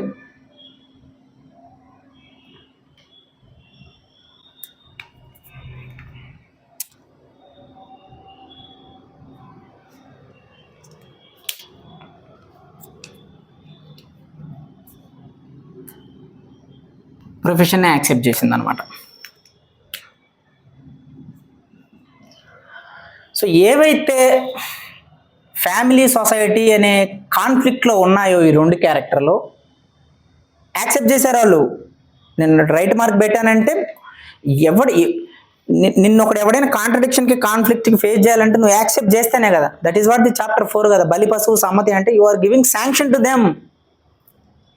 సో ఈ రెడ్ అనే డేగ్ని ఇక నుంచి వాళ్ళు యాక్సెప్ట్ చేయలేదు, ఫ్యామిలీని యాక్సెప్ట్ చేయలేదు, సొసైటీని యాక్సెప్ట్ చేయలేదు. వాళ్ళు నిలబడ్డ ప్రొఫెషన్ మీద నిలబడ్డారు. అంటే ఎయిదర్ ఆర్ దిస్ అన్నప్పుడు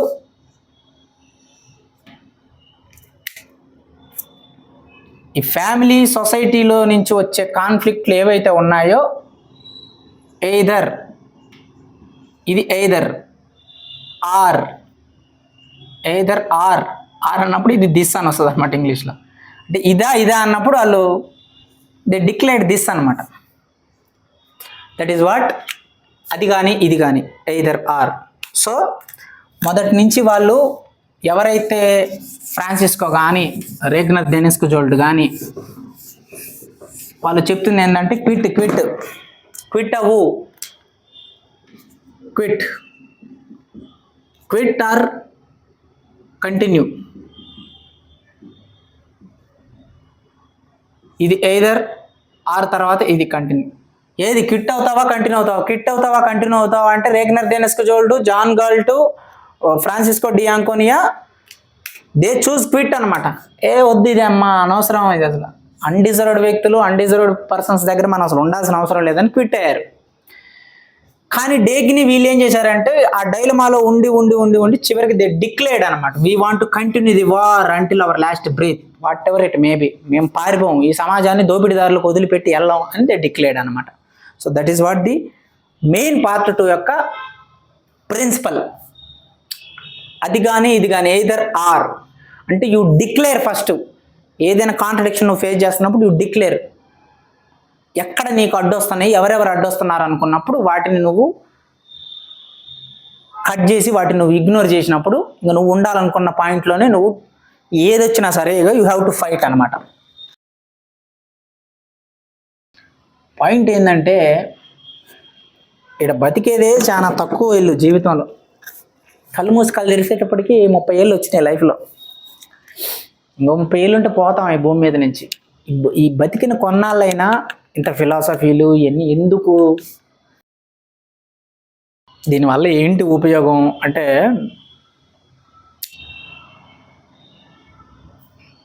మనిషి ఒక బాధ కానీ ఏదైనా సరే కొంతవరకు ఉంటే అందం, అదొక స్థాయికి మించిపోతున్నప్పుడు జీవితాన్ని నువ్వు ఎంజాయ్ చేయలేవు. నువ్వు ఒకసారి ఊహించు, నీ లైఫ్లో ఒక చిన్న ఎగ్జాంపుల్ చెప్తా.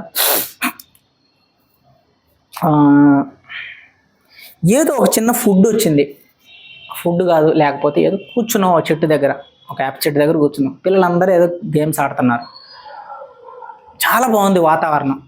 నువ్వు నిజంగా దాన్ని ఎంజాయ్ చేయకుండా 3 గంటల క్రితం ఏదో జరిగిన విషయాన్ని గుచ్చి ఆలోచించుకుంటూ ఉంటున్నావు అనుకో, నీ మనసును ఒకసారి ప్రశ్నించుకో. ఆ క్షణాల్లో నువ్వు ఏంది చిరాకు, తొందరగా ఈ ఆలోచన నుంచి పక్కకు వద్దాం, ఈ మూమెంట్ని ఎంజాయ్ చేద్దామని అనిపిస్తుంది కదా నీకు. కానీ మళ్ళీ దాని గురించి ఆలోచిస్తూ ఉంటావు. అది ఒక 10 నిమిషాలు, పావు గంట, 1 or 2 days అయితే ఓకే. కానీ కొంతమంది సంవత్సరాల తరబడి అట్లాంటి బాధని అలాంటి విషయాలను అనుభవిస్తున్నప్పుడు అది నిజంగా మనం బతికే సామర్థ్యాన్ని తగ్గిస్తున్నట్టు, జీవితాన్ని ఆనందించే క్షణాలను కొలాప్స్ చేస్తున్నట్టు కదా. సో వాటి నుంచి బయటపడాలని అంటే మనం బేసిక్గా అసలు విషయం ఏంటి, ఫిలాసఫీ ఏంటి, ఐన్ ర్యాండ్ గారు ఏం చెప్పారు అనేది మనం అర్థం చేసుకున్నప్పుడు కొంత మనకి యూజ్ అవుతుంది. ఎవరు ఇన్ని చెప్పినా మనిషి ఆనందంగా బతకటానికే కదా అది. దట్ ఈస్ అ పాయింట్ అనమాట. సో ఫైనల్లీ దే బోత్, డేగ్ని కానీ రెడ్ అని కానీ దే డిక్లేర్డ్ అయ్యారు వార్కి. ఇంకా వాళ్ళు గివ్ అప్ ఇవ్వదలుచుకోలేదు. సో చూద్దాం, సెకండ్ పార్ట్కి వచ్చేటప్పటికి రెడ్ డేగ్ని డిక్లేర్ అయిపోయారు, ఇక మేము గివ్ అప్ ఇవ్వమని. ఒక కైండ్ ఆఫ్ కేటగిరీ పీపుల్ ఏమో అన్డిజర్వ్డ్ ప్లేస్లో మేము ఉండం, వీళ్ళకి అర్హత లేని ప్లేస్లో ఉండాల్సిన అవసరం, మేధస్సును వాడాల్సిన అవసరం మాకు లేదని ఒక వ్యక్తి ఏమో అందరినీ మాయం చేస్తున్నాడు. ఈ ఇద్దరు వ్యక్తులు మాత్రం నిలబడ్డారు. సో చివరికి అన్డిజర్వ్డ్ ప్లేస్లో ఉండటం కానీ మనిషి ప్రయత్నించటం కానీ వ్యర్థము, మేము ఆనందంగా బతకగలిగే ప్రదేశానికి వెళ్ళి బతుకుతాం అని చెప్పేసి వాళ్ళు వెళ్ళారు. వాళ్ళు గ్రేటా? వాళ్ళు గెలుస్తారా చివరికి? లేదు, దోపిడీదారులకి సమాజాన్ని వదిలేయము మేము అని చెప్పేసి వీళ్ళు డిక్లేర్ అయ్యారు. So we have to see. So part 3లో మాట్లాడదాం. సో పార్ట్ 3 అనేది మొదలు పెడతా, ఒక 10 days కానీ అట్లా టైం తీసుకొని.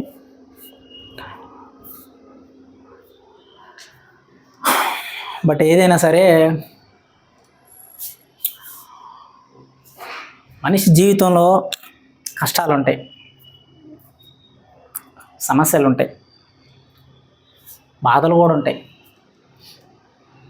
సో వాటిలో నుంచి మనం అర్థం చేసుకొని అవగాహనతో వాటి నుంచి బయటపడి సాధ్యమైనంత వరకు ఆనందంగా బతకటానికే ఎవరు ఎన్ని చెప్పినా, సో అది చెప్పే విధానాన్ని బట్టి, ఆ లాజిక్ని బట్టి, ఆ క్లారిటీని బట్టి మనిషి జీవితం అనేది కొంచెం బెటర్మెంట్ అవుతుంది. సో ఐన్ ర్యాండ్ గారి విషయంలో ఎందుకు ఐన్ ర్యాండ్ గారు చెప్పిన ఫిలాసఫీ అనేది అప్లికేబుల్ ఫిలాసఫీ అని అంటామంటే, ఐన్ ర్యాండ్ గారు పని ద్వారా జీవితాన్ని, ఒక పని మనిషి జీవితానికి ఎలాంటి అర్థాన్ని ఇస్తుంది, ఒక పని చేసినప్పుడు బాడీలో రక్తం అంతా అయిపోవాలి, రక్తం అంతా అయిపోయి మళ్ళీ కొత్త రక్తం రావాలి. అంటే నేచర్ ద్వారా నువ్వు ఏదైతే ఫుడ్ తింటున్నావో తిరిగి నువ్వు నేచర్కి పని ద్వారా అప్పగించాలి, కానీ అది నీలో ఉంచుకోకూడదు. నీలో ఉంచుకుంటే రోగాలు వస్తాయి ఆ బలాన్ని పని చేయకుండా. అది రెండవది, ఫ్యామిలీని కానీ సొసైటీని కానీ ఏది నీ ఆనందానికి అడ్డు తగులుతుందో, ఏది నీ ఆనందాన్ని నిరంతరం బ్రేక్ చేస్తుందో వాటిని ఇగ్నోర్ చేయమన్నది ఐన్ ర్యాండ్ గారు. అది ఫ్యామిలీ అయినా సరే. That is the point. ఎంత కాస్ట్లీ వజ్రమైనా దాన్ని చేతికే పెట్టుకుంటాం కానీ కొరకలేం, తినలేం కదా. దట్ మీన్స్ ఎంత దగ్గర వ్యక్తులైనా, ఎంత మంచి వ్యక్తులైనా సరే మనిషిని నిరంతరం ఆ కాన్ఫ్లిక్ట్కి గురి అయ్యేలా చేస్తున్నప్పుడు వాళ్ళని ఇగ్నోర్ చేయడం తప్ప చాయిస్ ఏముంది? That is what the applicable philosophy అంటే ప్రాక్టికల్గా చెప్పగలగటం. ఇది నీ ధర్మం, నువ్వు ఉండు అని బతకడం అంటే అది వర్కౌట్ కాదు. అట్లా కండిషన్స్ అప్లై అని ఉంటుంది ప్రతిదానికి. ఒకరితో నువ్వు కట్టుబడి ఉండాలి, లాయల్గా ఉండాలి అనేది మంచి విషయమే అది, కానీ అక్కడ కండిషన్స్ అప్లై అవుతాయి. మనిషి యొక్క ప్రవర్తన, మనిషి యొక్క ఎదుటి వ్యక్తిని ఇబ్బంది పెట్టే విషయం ఒక స్థాయిని దాటిపోయినప్పుడు ఇంకా అక్కడ అది వర్కౌట్ కాదు. ఇంకా లాయాలిటీ అనేది డెఫినెట్గా పక్కకు వచ్చేయాలి, ఇగ్నోర్ చేయాలి. ఎందుకంటే నువ్వు కోల్పోతున్నావు కదా నువ్వు నీ జీవితంలో. So end of the day నీకు ఏమర్థమైద్ది అని అంటే, ఒక 50-60 ఏళ్ళు వచ్చిన తర్వాత వెనక్కి తిరిగి చూసుకుంటే ఇట్లాంటి తుప్పాసగాలతో అసలు ఏంది జీవితం, ఇట్లాంటి వాళ్ళతో స్నేహం చేశానా, ఇదే ఆ జీవితం. నిరంతరం నా సక్సెస్ను ఒక్కడు కూడా సాధించావురా, మంచి విషయం సాధించావు, నువ్వు గ్రేట్, నువ్వు గొప్ప అని కళల్లో ఆనందంతో అభినందించే ఒక్కడు లేడు నా స్నేహితుల్లో. నా సక్సెస్ని ఇంత అసూయపడే వాళ్ళు వీళ్ళతోనా నేను షేర్ చేసుకుంది లైఫ్ని అని అనిపించకముందే 50-60 ఏళ్ళు దాటిన తర్వాత కూడా ఏ ఒక్క వర్త్ఫుల్ పర్సన్ కూడా నా జీవితంలో లేకుండా నేను చేసుకున్నాను అని నువ్వు ఆలోచించకముందే జీవితం అంతా మన డానియల్ చెప్పినట్టు నన్ను అసహించుకునే వ్యక్తుల కోసం నేను జీవితం మొత్తం ప్రయత్నించి అలిసిపోయాను మేడం, ఇక మీ దండం పెడతాను, నన్ను వదిలేయండి, ఈ మోటార్ నేను కనిపెట్టిన ఎవరికి చెప్పను అని డానియల్ అన్నట్టుగా అలాంటి పరిస్థితికి రాకముందే కొంచెం జీవితం మీద క్లారిటీ తెచ్చుకోండి. ఏ పనిలో మీ ఇంట్రెస్ట్ ఉందో, ఏ పని మీ యొక్క ఆనందాన్ని డబల్ చేస్తుందో ఆ పనిని ఎంచుకొని ఆ పనిని చిత్తశుద్ధిగా అంకిత భావంతో చేయండి. దానివల్ల వచ్చే ప్రతిఫలంతో కొంత డబ్బు ప్రభుత్వానికి వెళ్తుంది, కొంత నీకు ఉపయోగపడుతుంది, దానివల్ల నువ్వు బెనిఫిట్ పొందుతావు. In such a way that applicable philosophy అనేది వర్కౌట్ అవుతుంది అనమాట. పని మాత్రమే మనిషి జీవితానికి అర్థాన్ని ఇస్తుంది, లక్ష్యం మాత్రమే మనిషి జీవితానికి పర్పస్ అనేది ఐన్ ర్యాండ్ గారి యొక్క ముఖ్య ఉద్దేశం. సో మనం పార్ట్ 3లో కలుద్దాం. అప్పటి వరకు సెలవు. నేను రాకింగ్ రవి. జై హింద్, జై భారత్.